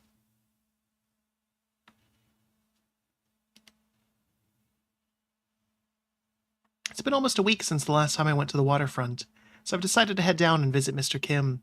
It's been even longer since I've actually done any fishing, so this might be a good time to change that. When I get to the waterfront, there's plenty of other people there fishing, unlike the last couple of times. However, it doesn't look like Mr. Kim is one of them. His assistant, Young Min, is there to help out like always. Mr. Kim himself is nowhere to be seen. When I go ask Young Min, he tells me that Mr. Kim went to the marketplace, but he should have been back by now. I volunteer to go see if I can track him down. I've only ever seen the market from a distance, but up close it's a lot more lively than I gave it credit for. The noisy fishermen that I always hear from far away laugh and shout with each other, displaying their catches on beds of ice. There are other vendors and stalls selling snacks and drinks, as well as things like jewelry and souvenirs. I walk around searching for Mr. Kim, and finally found him near the edge of the pier. He's looking intently at a number of fishing poles for sale, one hand stroking his chin. Hello, Miho! Fancy seeing you here. Youngmin told me where you were. I was surprised you weren't at the fishing spot. Oopsie, I might be taking a little longer than I said I would, but I just can't decide. Go over and inspect the fishing poles, too. Most of them are fancier than the ones I've used, with extra pieces and parts. I don't really know what any of them do, though. Are you getting a new rod? If I can settle on one, yes. I've narrowed it down to this one. He points at one of the complicated, fancy-looking poles. And this one. The other option is a simpler, sleeker design. What's the difference? The first one here has everything you could ever want. It's made for comfort and for power. The other one I'm looking at is more basic, as you can see. That sounds pretty easy. Why wouldn't you get the nicer one? I guess there's just something about a simple, traditional design that appeals to an old geezer like me. It's hard to say no to the luxury of the other one, but... He frowns, still thinking deeply. Sounds like you've already decided then. Oh? Yeah, I mean, it seems like you want the basic one, even though the other one is nicer. Slowly, he nods. You might just be right. I'll take this one. The person running the booth packages up the rod and hands it to Mr. Kim once he's finished paying. Then the two of us start heading back to the fishing spot. You know, you picked a good time to show up. Why's that? I'll show you once the lessons are over. That turns out to be shortly after we get there. Mr. Kim goes to apologize to Young Ming for taking so long, and I watch some of the other people fishing while we wait, since all the spare rods are taken. Almost everyone else leaves at the end of the hour. Mr. Kim beckons me over. How's the new rod? Works like a dream so far. It's the old one I wanted to talk to you about, though. Mr. Kim holds his old fishing pole in one hand, examining it with a small smile. I can see a wistful look in his eyes, like he's recalling old memories. Then, he holds it out to me. Here. I want you to have it. Me? Why? Better it go to someone who'll use it than just sit around collecting dust in the garage. Besides, you're going to need something reliable if you're gonna have a chance with the king! Carefully take the rod, holding it gently like it could fall apart. It's got nicks and grooves on it, and the grip is worn down in places. Signs of how loved and appreciated it was. Are you sure? Of course I'm sure.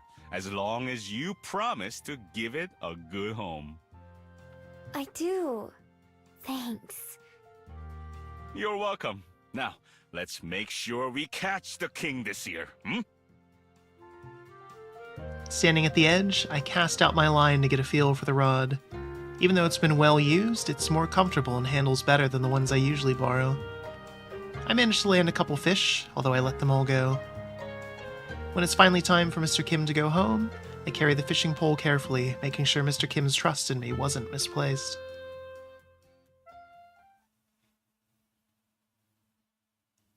I'm not surprised when Aspen doesn't show up for breakfast. Before I fall asleep, she mentioned she was feeling nervous about her meeting, expected to be up for a while, and that she'd probably sleep in. I offered to stay up with her, but she declined, saying she'd rather use the time to prepare. Her spot at the table is conspicuously empty as Juliet and I eat together, but I'm sure she'll show up eventually. Keep an eye on my phone for any messages from her, even as Juliet and I clean up and start our day, but I don't hear anything from Aspen. The library gradually gets livelier, and I have my hands full restocking shelves and filling out papers.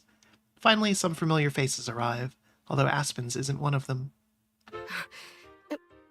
Be careful. If you drop it, we'll have to start all over. I'm not going to drop it. You carry it if you're so worried. I can carry it if you'd like, Pippa. It's fine. I can hear the three kids before I can see them, their voice only getting louder when Armand pushes the front door open and holds it for the other two. Cello enters first, followed by Pippa, his arms wrapped tightly around a box. They've come in every day since we visited the Bell House, so Pippa and Armand still remember me. I didn't explain my magic to them. They just chose to work up here. Yeah. Okay. Wow. Good morning, Ms. Miho. Forgot how to read for a second. Cello can't help but yawn as she greets me. Morning. look exhausted. Ugh. We are. Cello and I stayed up all night finishing our project. Armand was only awake for like half of it. Lazy. You wouldn't let me touch the models, so why should I have to stay up? It's only a model. You two, please. Even Cello seems too tired to put up with her friends bickering today. They both huff but stop arguing. It was a long night, but we managed to get done. Since we're going back home tomorrow, we wanted to come show you and Ms. Aspen the final version. She gave us a lot of advice at the Bell House. And a lot of free refills. Yeah, Ms. Aspen was super nice to us. Is she around? Nope. I haven't seen her yet today. I think she had a late night too. I'll try calling her. I'm going to go put this down somewhere. Good idea. All three of them go find a table where they can set up, and I pull out my phone to give Aspen a call. It rings for a long time, and I'm about to hang up when I finally hear the line click. Hello? Her voice is so groggy that she's clearly still asleep. Hi, Aspen. Sorry to wake you up. Miho? It's fine. Why are you calling so early, though? Is something wrong? Early? It's almost lunchtime. Huh? There's a rustling sound, and I can hear her groan. Oh, I was up so late last night. I remember. Did you get a lot done? I got a lot of worrying done, at least. That's about it. But I'll be ready for this evening. I didn't mean to sleep through breakfast. It's alright. Cello and the others are here, though. They finished their project and wanted to show you. But if you're too tired, I can just send you a picture or something. No, it's alright. I'll come over. I just need a bit to get ready. Okay. See you soon, then. See you. I hang up and then go let the students know what's going on. They wander around the library to entertain themselves while we wait. Finally, the library door opens and Aspen enters, still looking half asleep. She manages to stumble in my direction, and I greet her with a big hug. Good morning. Actually, good afternoon. Don't remind me. I'm glad to see you, though. Same. Miss Aspen, over here! From their chosen spot, the three kids wave at Aspen. Miss Aspen makes me sound so old. I was just about to comment on that. She grumbles quietly enough that only I can hear her, but she puts on a smile as we go over to the table. Thank you for coming to see us. Were you up late working too? Something like that, yes. But not as hard as you were, it seems. Congratulations on finishing your project. Despite her exhaustion, Aspen manages to use her customer service voice and seems genuinely excited for them. Thanks. Me and Cello worked really hard on it. I guess Armand helped too. It was something the three of us all made together. But we wouldn't have been able to do that without visiting the Bell House. I'm very excited to see. Is it in the box? Pippa nods. Armand reaches for it, but Pippa pulls the box out of his way. Here we go. She carefully unfolds the flaps and reaches in, lifting out their project. Both Aspen and I gasp when we see it. It's a tiny version of the Bell House, about the size of a shoebox. The walls look like they're made out of cardboard or some other material, and the tables and chairs inside are made of clay. Even the stretch of road outside the cafe is included, with the benches and flags and everything else. The smell of fresh paint emanates from the display, along with glue and other craft supplies. It's incredible. Wow. Yeah, this is amazing. Thanks! Although Pippa sounds gruff as always, I can see her blush before she tries to hide her face. Aspen kneels down to get a better look, inspecting all the little details. You even got the bell above the door. How cute. It wouldn't be the Bell House without a bell. The plants, too. Great job, everybody. Cello and Armand beam at the praise, and even Pippa manages a small smile. Thanks for letting us spend time there. And for all the coffee. Kids should be drinking coffee. Of course. I remember the stress of homework and group projects very well. At least your group actually works together, instead of leaving it all for one person. That's right. Cello hastily answers, shooting Pippa a look before she can try to challenge it. Thank you as well, Ms. Miho. We would have never found out about the Bell House if you didn't take us there. No prob. I'll take any excuse I can to go there. It's true. I speak from experience. Hey, you're one of those excuses too. Oh, I'm the excuse, am I? So it's the free drinks you're really visiting for? Only sometimes. Sometimes you still make me pay. Sounds like it should be always from here on out. We both stare at each other for a second before slipping into laughter. It managed to push some of the tiredness out of Aspen's eyes. We chat with the kids for a while longer, swapping stories about Wellington and Amarina, until it's finally time for them to go pack up and get going. Aspen helps Pippa carefully return their project to its box and close it up. Then all 5 of us head outside. Thanks again for all your help. Yeah, it was really nice meeting you. I hope you can come back to Wellington again sometime. Me too. It's bittersweet to think that after this time tomorrow, those two will have forgotten about me. But I'm glad they'll remember Aspen, though. And the Bell House, of course. Yes. I wish we could stay longer, but I also miss home. It's kind of funny. I wasn't sure if I'd miss Amarina or not before we left, but now I definitely do. Funny how fast that happens, right? Yes. Take care, all of you. You're always welcome at the Bell House again. We'll definitely come back if we can. Her 2 friends nod. Armand stoops down to pick up the box. I notice Pippa tense up, but she doesn't stop him. Be careful. I will. Okay. Time to go. Goodbye, and thank you again. Goodbye. Bye. With a final wave, we see them off until they've gone down the path and disappeared from sight. Once they're gone, Aspen slouches, sighing and yawning. That was nice. I hope they get a good grade on their project. They better. It looks really good. Are you gonna be alright, though? You seem like you're about to fall over.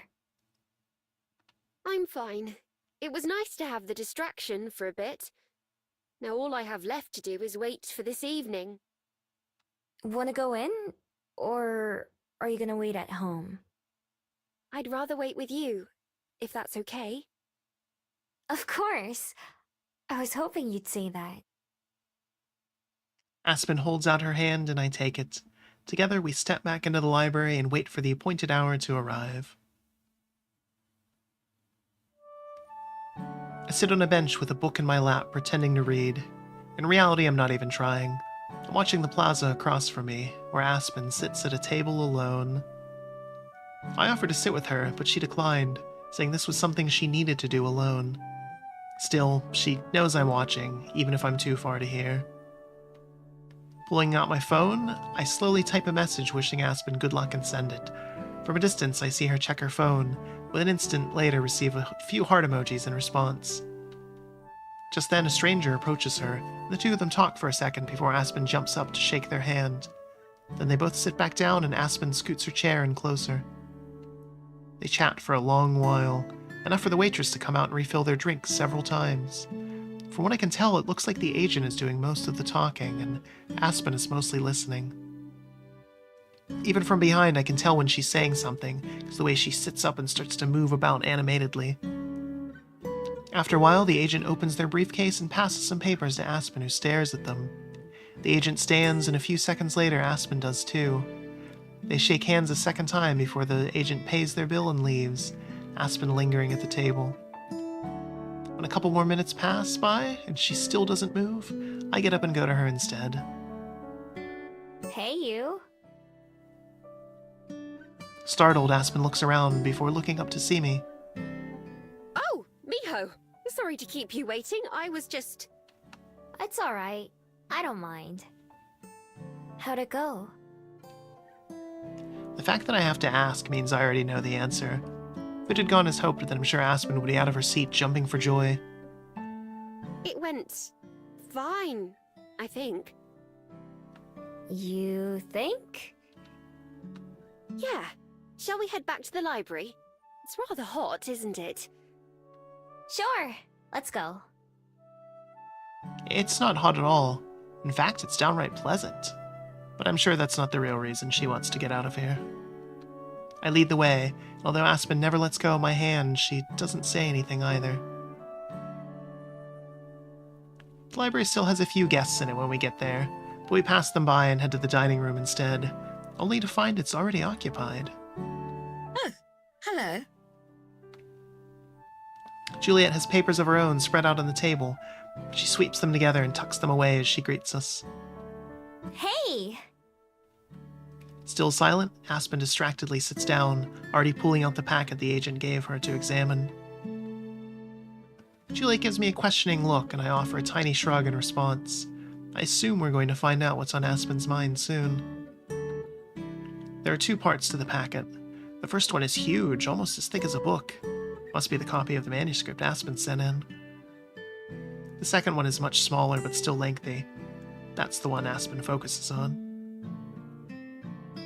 She reads over the document, which has to be at least a dozen pages long, if not more. Even worse, the printed words are really tiny. Finally, she puts both bundles into her bag, chewing on her lip before speaking. I think I can do this. Do what? Aspen snaps her attention to me, like she's just noticed she's not alone. Oh. I'm sorry. I spaced out. Yeah, we could tell. It's quite all right. It's clear you have a lot to think about. Yes, well, hopefully I've got most of the thinking out of the way. She slumps back, shoulders rising and falling as she sighs. They said it needs a lot of work, which is understandable. I already knew that from all the rejection notices. I hadn't realized the scope of the issues, but fortunately they did. When I saw all the markups, I was taken aback at first. It made sense when I thought about it, though. They're a publisher for a reason, and as a first-time author, I want a publisher for a reason. So it needs a lot of work. A lot of rewriting, really. But they encouraged me to fix it up and then resubmit. They asked me to make my decision by Halloween, so I have a few weeks to think it over. But I think I'd be a fool not to do it, right? Aspen looks at Juliet and me in turn, and from her knitted brows and small frown, I can tell Juliet is thinking the same thing I am. You don't sound convinced. It's a big decision. Surely you don't need to make it right away. Why not take advantage of the time they gave you to think about it? I don't have to decide right now. But if I just let myself think about it too long, I'll never do anything. I've learned that the hard way. Besides... Her voice drops and her face falls. There may not be another chance. I follow her gaze. Tucked in her bag near where the papers from the agent were stuffed, I see the corners of several more empty envelopes. More for Aspen's collection. She catches me looking and nudges the bag shut with her foot. I suppose you're right, though. I should give it a bit more thought. It can wait until after the weekend, at least. Relieved, Juliet nods. I think that's a wise idea. We spend the rest of the evening together, chatting and having a good time. None of us mention writing or Aspen's book again, including her. Still, there's something in the way she talks and laughs, like she's only half listening. I'd hoped her meeting would make Aspen feel better and relax again, the way she was on her date at the gardens. Instead, it seems like it's done the opposite.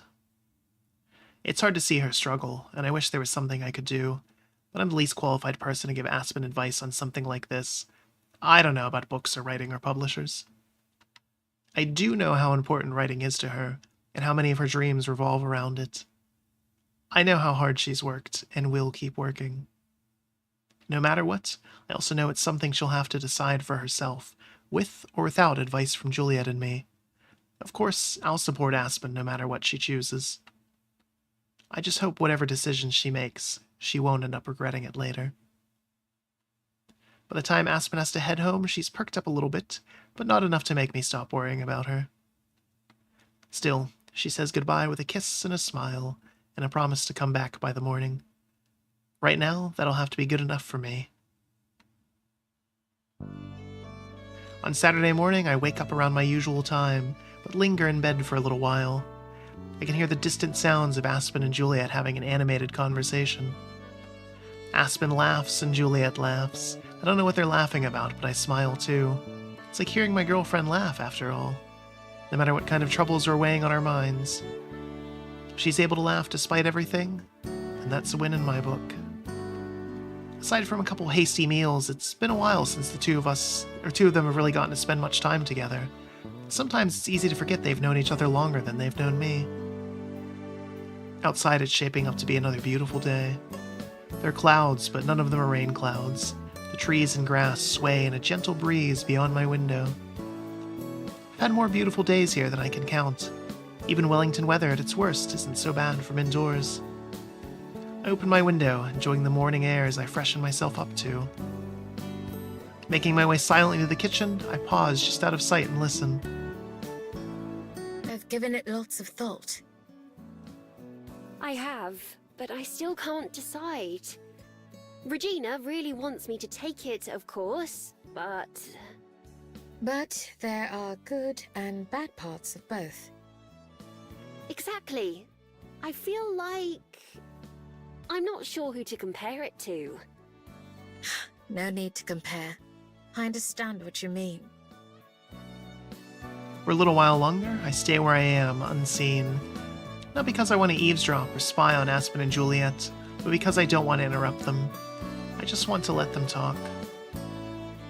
Maybe I'll just do that.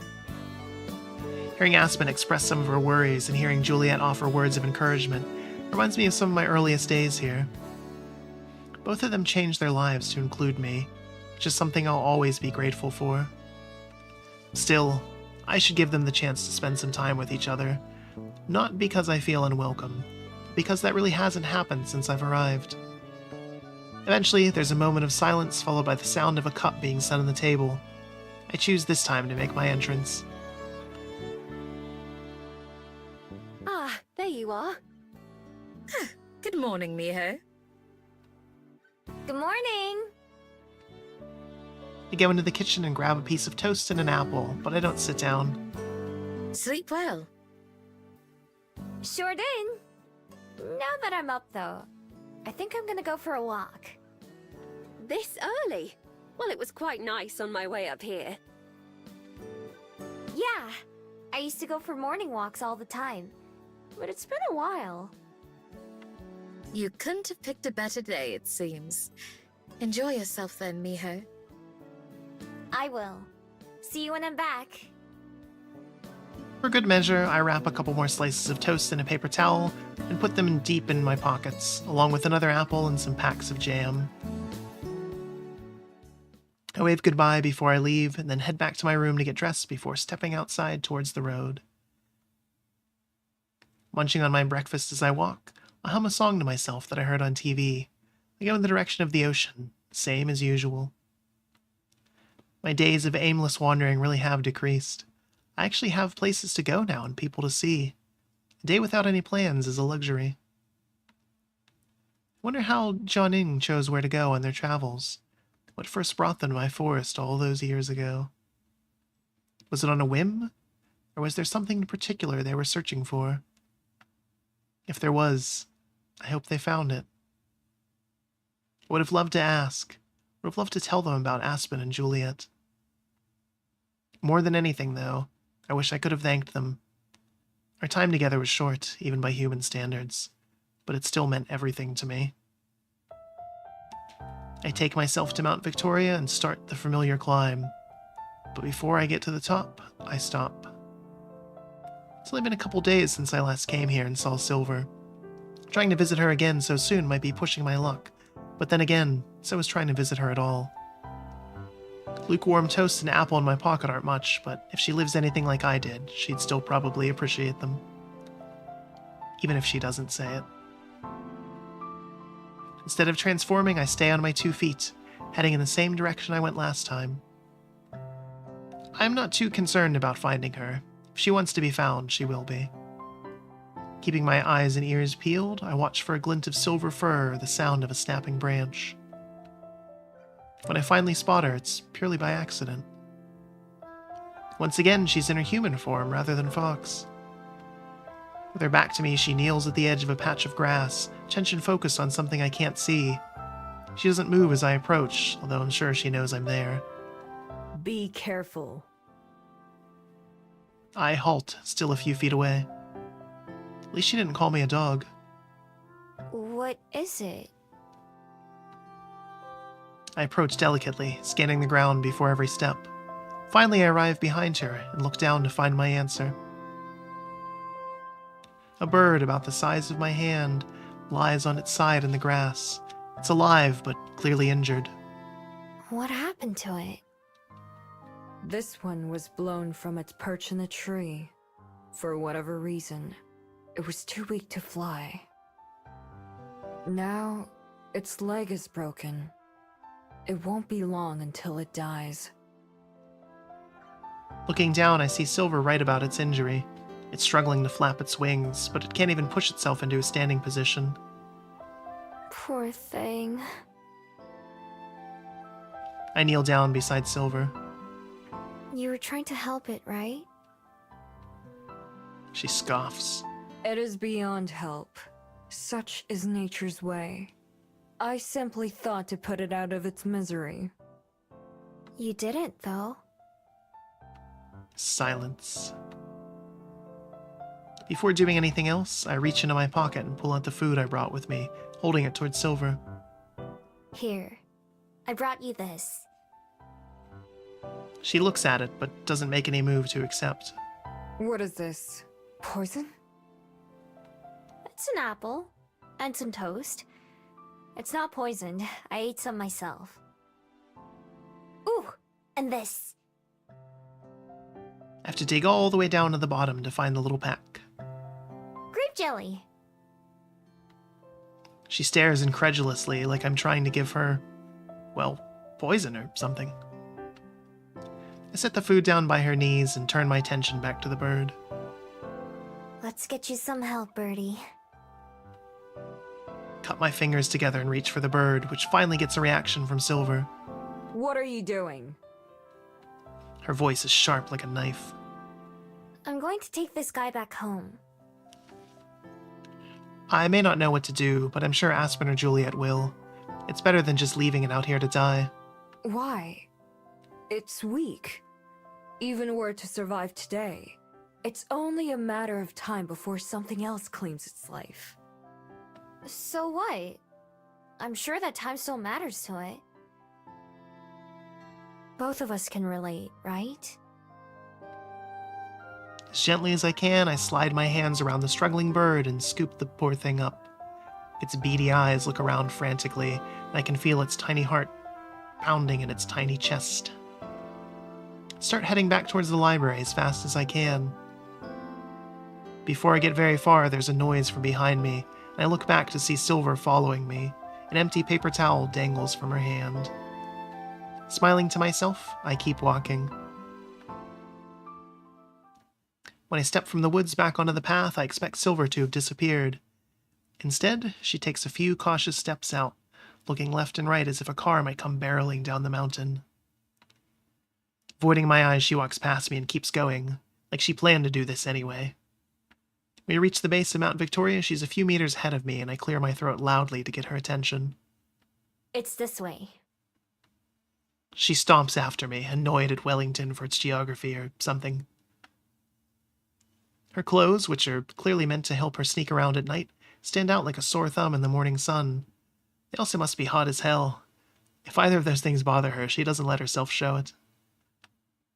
I curl my fingers to shade the bird as much as I can. It seems to have calmed down a little, but that's probably more from exhaustion than anything. When we reach the library, Silver trails far behind. I wait at the entrance, not sure if she's coming or not. I don't ask. She'll do what she wants either way. After a moment, she walks up the hill and joins me.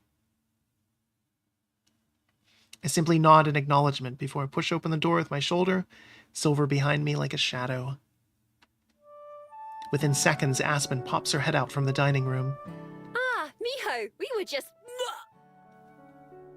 Choking in surprise, Aspen's eyes go wide as a saucer as she notices my companion.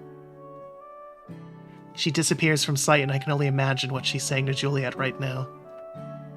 Behind me, Silver looks around in a curious awe, although she stops when she notices me watching. I jerk my head toward the dining room and head in. Both Aspen and Juliet are there waiting, trying to appear casual. But by the way they're both silently staring at the entrance, I'm sure it's just an act. This is Silver. She nods at the ground and says nothing, displaying none of her usual venom or drama. It feels as if she's hiding behind me, which is something I wouldn't have expected her pride to allow. It's quite nice to meet you, Silver. Charmed. None of them know what to say, and I can't blame them. Fortunately, there's something more important to talk about. We came back here because we need some help. Or at least this guy does. I uncurl my fingers and tilt my hands for Aspen and Juliet to see. I doubt either of them noticed I was carrying something. They both lean in to see. What's this? The bird starts to struggle again, probably because of how many more people are suddenly staring at it. Ah, his leg! I'll be right back. Peering at the little bird, it doesn't take Juliet more than a second to see what's wrong. She hurriedly departs for the stairs, moving right past Silver without a glance. Silver lurches to the side to get out of her way all the same.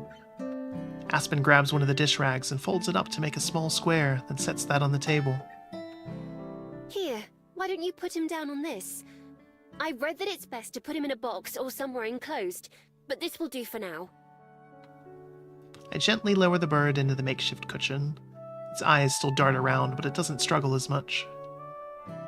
I sigh with relief at being able to unfold my hands, shaking and stretching them out before washing them several times. Yeah, you definitely want to do that.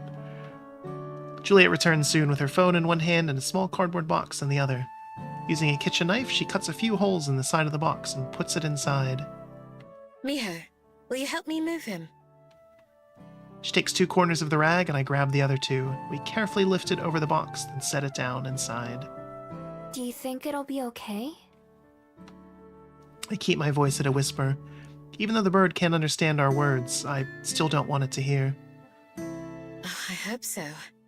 If not for you, it certainly wouldn't have a chance. I've contacted someone who will be able to provide better assistance than we can. She should be here shortly. Is it a vet? No, a contact at the nature preserve. She's rescued quite a few unfortunate creatures like our friend here. I've never heard of a nature preserve before. What's that? It's a conservation area on the north side of town. They have a bunch of protected land where they rehabilitate injured animals or ones that can't survive in the wild. I used to go there on class trips sometimes. One time we had a sleepover there, and I saw a kiwi. She smiles fondly as she recalls the memory. Whoa. I didn't know a place like that existed. It's far from the only one. There are dozens more in New Zealand alone, of all different sizes. There's a ton of nature and animal preserves in New Zealand. Looking at the box on the table, I can't help but feel a little bad for our friend. He's probably never going to see his home on Mount Victoria again, and he doesn't even get a say in it. But where he's going doesn't sound half bad. Like Juliet said, he probably wouldn't have even survived if he'd been left on his own, if not for me and for... Silver? I only realize now that she's gone. Oh, I didn't even notice her leave. She's like that. I go out into the hallway, looking up the stairs and around the room for her. The front door is open, but only a crack. Something's keeping it from closing. Walking over, I spot something on the floor, jammed between the door and the wall. It's the gnawed core of an apple, wrapped in breadcrumb-covered paper towel. Laughing, I pick it up and throw it in the trash, letting the door shut behind me. In the dining room, Aspen and Juliet are both seated again. It's far past Juliet's bedtime, but she looks as awake and alert as I've ever seen her. I sit down too, waiting for the questions I know is coming. It doesn't take Aspen more than 2 seconds. So, who exactly was that? Obviously she was a Gumiho, but... I take a deep breath and try to think of where to begin. It's a long story. You know that's my favorite kind. Nodding, I finally settle on where to start. She used to be a fox, just like me. When bedtime rolls around in the evening, I'm more than ready for it. Climbing over my bed to reach the window, I pause for a moment to enjoy the breeze. I've kept it open all day. As I reach to pull it shut, the wind intensifies for just a moment. The flowers on my desk shake and my scroll rolls off the edge and onto the floor. I slide the window closed with a dull thud and then pick up the fallen parchment. It's been a while since I've opened it, but I still know every crease and rough edge by heart. Unfolding it, I stare at the familiar but unfamiliar scrawlings. What would that guide at the museum exhibit have thought if they saw my scroll? Could they have read it? Well, they probably would have thought I stole it from somewhere. No matter what it says, I probably got more use out of it than John-In ever expected. What kind of person gives a scroll to a fox? And again, that was part of what made them so special. My phone buzzes and I set the scroll back down to see Aspen's picture appear. Hey! Hey, you weren't in bed yet, were you? Nah, not yet. Soon, though. Well, I won't keep you up. I just wanted to say goodnight again, and that I love you. I love you too. But I don't mind staying up. Is everything okay? I can hear the sounds of Aspen's blankets and an annoyed meow as she moves around on the other end. Yeah, I'm fine. I couldn't fall asleep, thinking about all the editing I have ahead of me. Today was nice, though. I'm glad I got to see you and Juliet. And Silver. Me too. And the bird. Right, and the bird. Earlier, I told her and Juliet about the other times I'd met Silver, and some of what I'd learned about magic. I kept the details of her past secret, though. It isn't mine to talk about. I'm sure he's very glad he met the two of you as well. Yeah, well, I couldn't just leave it there. Even if it can't have a normal bird life or live in the forest. At least it's got someone to take care of it now. I didn't really do that much. You did plenty. Many people would have left him to die, if they even noticed him at all. Maybe. Yeah. I also didn't tell her and Juliet about how Silver thought we should just abandon him too. The reason I gave Silver for why I couldn't do that was true, although I can't blame her for not believing me or understanding. Someone saved my life once too, but Silver was chosen to die. I thought that it should have a chance too. Even though it's just a bird, it's still alive. I'm sure people would have said I'm just a fox before. I didn't even know how to help it. I just hoped you or Juliet would. That was really the lucky part.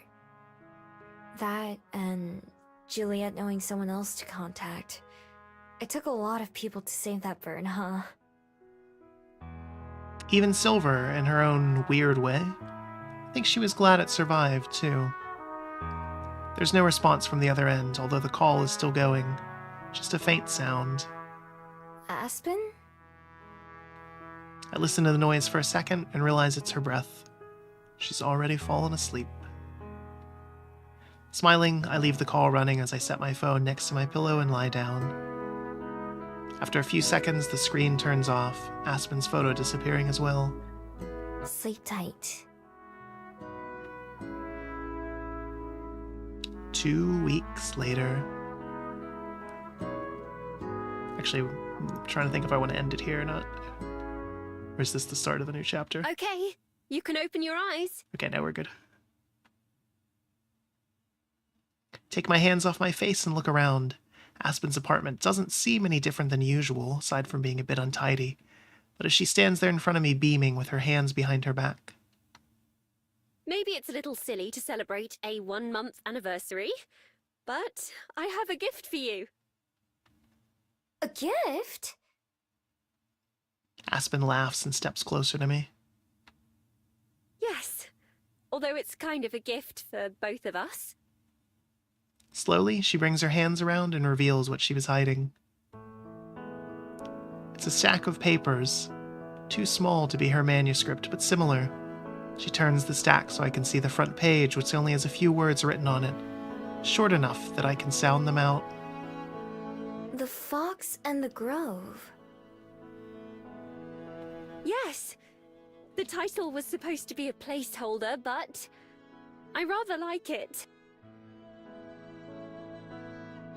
It's a new story that I wrote. You can probably guess what it's about. I flip through the pages. There's only text on one side and a lot of blank space. Still, just holding and looking at it this present makes my heart swell. I can't believe you already wrote a new book. It's much shorter than my novel. More like a kid's book than anything. Still, that's amazing. I didn't even know you were working on this. That's because it was supposed to be a surprise, silly. It's just working on all these changes to my novel. I needed something that I could write on the side for fun. No wonder you've been so tired all the time. You've been working on 2 things at once. It's fine. I'm fine. Once I'm done with the edits, everything will be back to normal. Spending time on this felt like a treat. Remember, never monetize your hobbies. With a bright smile that doesn't quite hide the bags under her eyes, I wish I could believe Aspen when she says she's fine. I only have a couple more days before I have to send in my revisions anyway. So by next week, I'll be able to relax again. The area around her desk is messy, more than the rest of her apartment. Aside from her laptop and notebooks spread across it, there are empty coffee cups, loose sheets of paper, and wrappers from fast food and frozen meals. Covers on her bed are unmade, revealing the shoebox that's hidden beneath it. The lid is bulging with how many letters are stuffed into it. Noticing my stare, Aspen zips over to the bed and pulls the sheets down to hide the box, kicking some clothes and other stuff on the floor under the bed too. Anyway, here, for you. I love you. I take the papers as gently as I can and hold them close to my heart as I lean in to kiss Aspen. I love you too.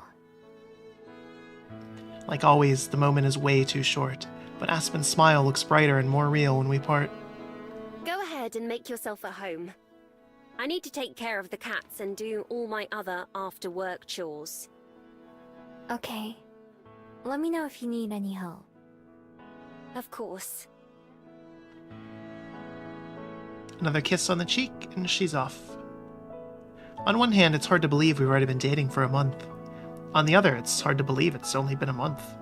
Feels like ages since we said goodbye at the bus station. I've had that feeling several times since coming to Wellington, where the days feel like they either rush by or drag on. Either way, they've passed, and I've been here for almost 3 months now. It's not the longest I've lived in one place, but I'm sure that at some point, I'll pass my record. I kick off my shoes and lay back on the bed, staring up at the ceiling with Aspen's new book on my chest. Everything around me has the faintest trace of Aspen's perfume, along with her ever-present smell of coffee. The blankets, the sheets, the pillows, all of it. Even out of the room, her presence is all-encompassing. From the bathroom, over the sound of the running shower, I can hear Aspen singing something to herself. Wonder if she knows I can hear her.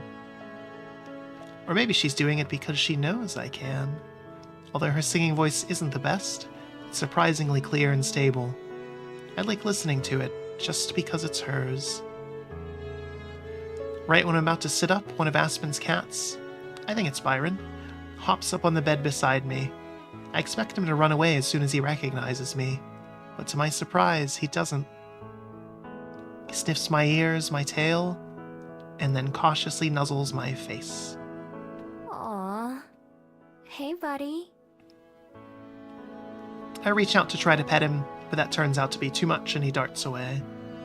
Oh well, it's better than last time. Move down to the floor with my back against the bed, setting the papers in my lap. They're stapled together at the top, but I'm afraid of tearing or damaging them. Even though I know Aspen could print another copy, there's something special about this one. It's the one she made just for me. Make sure there aren't any other cats around who might cause any issues, and then turn to the first page. In the middle of the forest was a grove, and in the middle of that grove was a log. It had been years since it had fallen, once one of the proudest trees around, and now in death was home to an abundance of life. It takes me a long time, probably longer than it should, to read through, but it's not just my slow pace with the words. It's also the memories that they call to mind. I can picture exactly what the log looks like. If I close my eyes, I can smell the damp grass and feel the breeze on my fur. Seeing Jonin's words written out brings a lump to my throat. I carried them around in my head for so long, before I even understood them.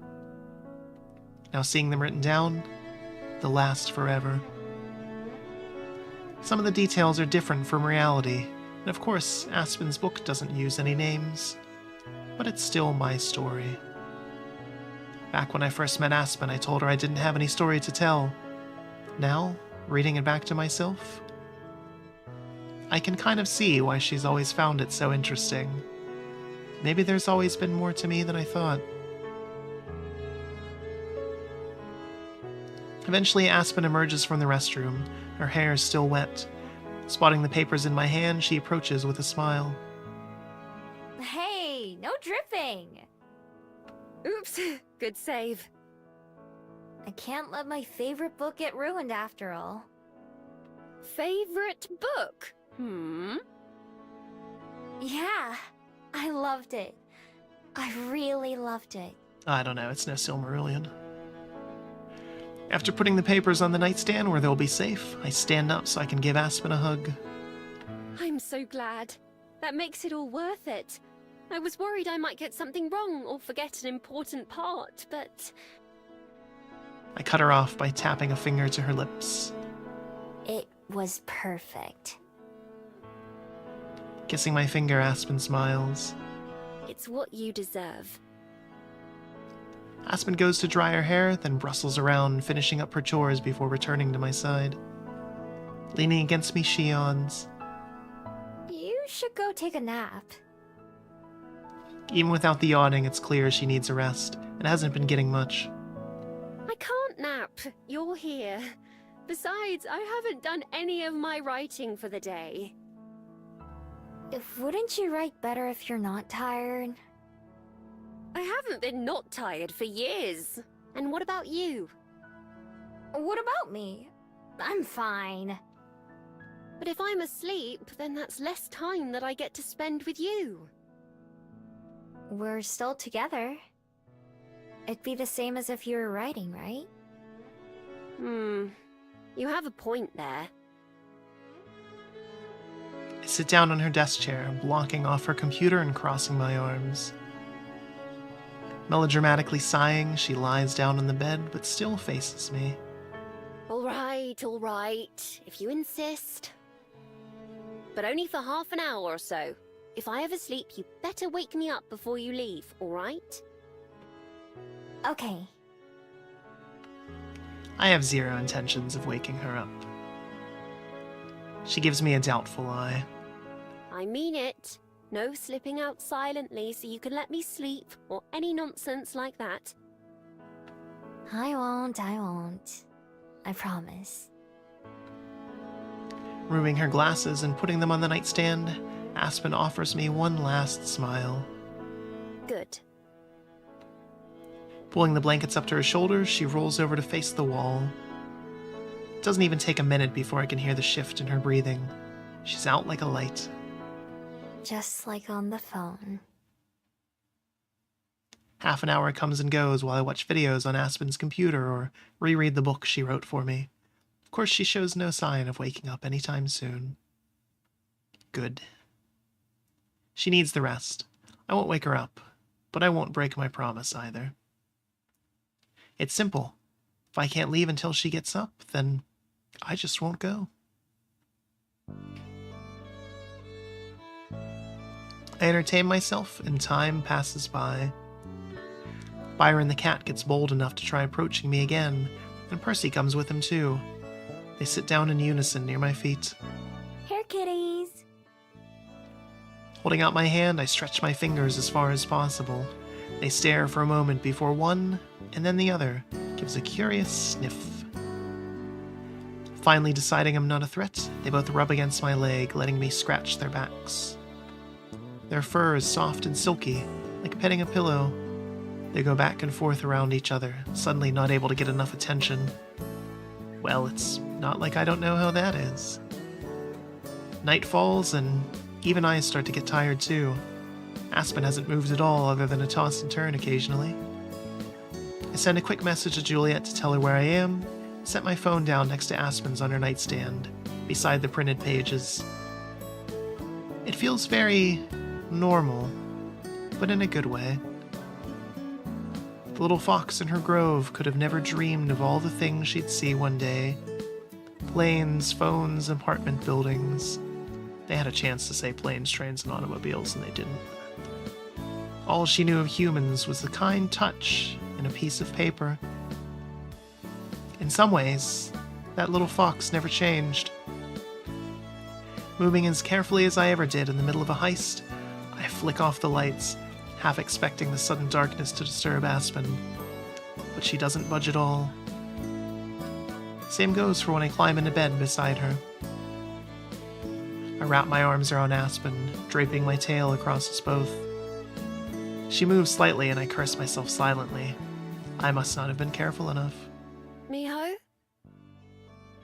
Her voice is less than a whisper. It's barely a breath. I'm here. Good. Within seconds, she's asleep again. Before I drift off myself, there's a soft thump on the bed behind me, and then a second one. Something warm and fuzzy rests against my back, and then again near my legs. I crane my head to look at the cats. They're both curled up into balls, paws near their faces, just like their owner. Byron stares at me in the dark, probably wondering why I'm looking at him. Deciding he doesn't care, he closes his eyes like Percy and Aspen. Feeling more content than I can ever remember, I shut my eyes as well and drift off into sleep. I wake up to a sound from hell.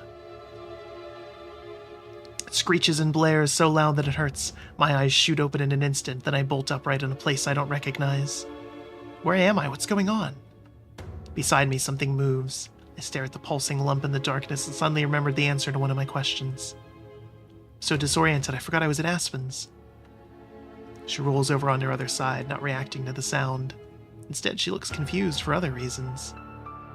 Miho? I nod, too tongue-tied to know what to say first. Pushing herself up on one arm, Aspen reaches all the way across me and fumbles around until she grabs her phone. She pulls it past my face. I realize it's the sound of the noise. She presses something on the screen and the sound disappears. With a groan, she drops her phone onto the blanket between us.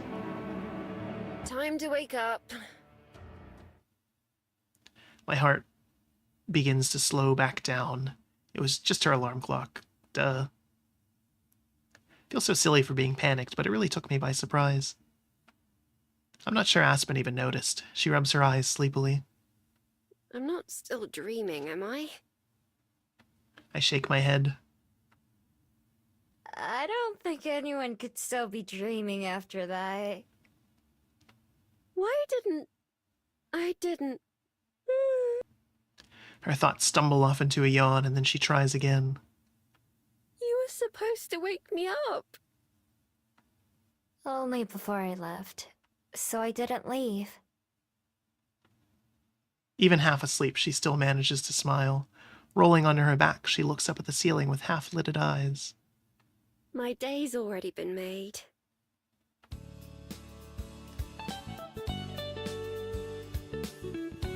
I keep waiting for like a natural point to stop, because I know we're getting close to the end of the chapter, but throat's starting to get tired. The two of us are some of the only pedestrians out this early. A few cars and the occasional school bus pass us by. For the most part, the walk to the library is quiet. When we get there, Juliet's already waiting in the kitchen. Good morning, you two. Morning. Hello. Go ahead and have a seat. The coffee's ready, and breakfast will be soon. Thank you, Juliet. You're a treasure. She pours herself a cup of coffee, even though she already had two before we left her apartment. My pleasure. I'm glad to have a reason to cook. Aspen nurses her drink, taking tiny sips while nearly dozing off against my shoulder. Juliet finishes the food while I spread the dishes across the table. Thanks, love. Aspen mumbles as I set her plate in front of her.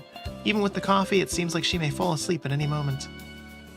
Still not sure she even knows what she said, but I heard her loud and clear.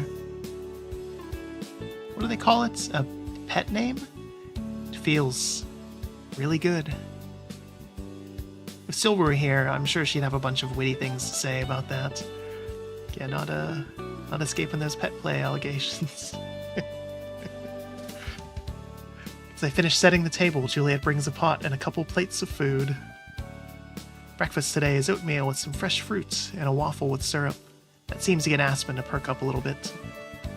As we finish eating and clear everything away, she finally seems properly alert and awake. After another cup of coffee, too, of course.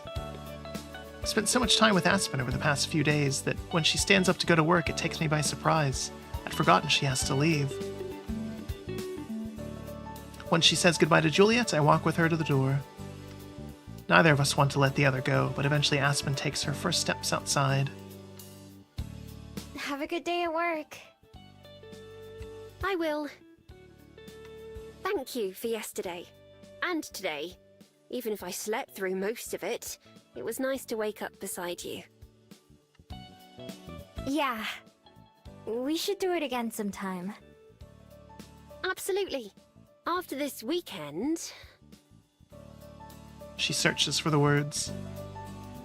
You'll be able to breathe again. Exactly. Seems like she might say more, but then with a small shake of her head, she gives me a goodbye kiss. Bye, Miho. See you soon. I watch Aspen go until she's disappeared from sight.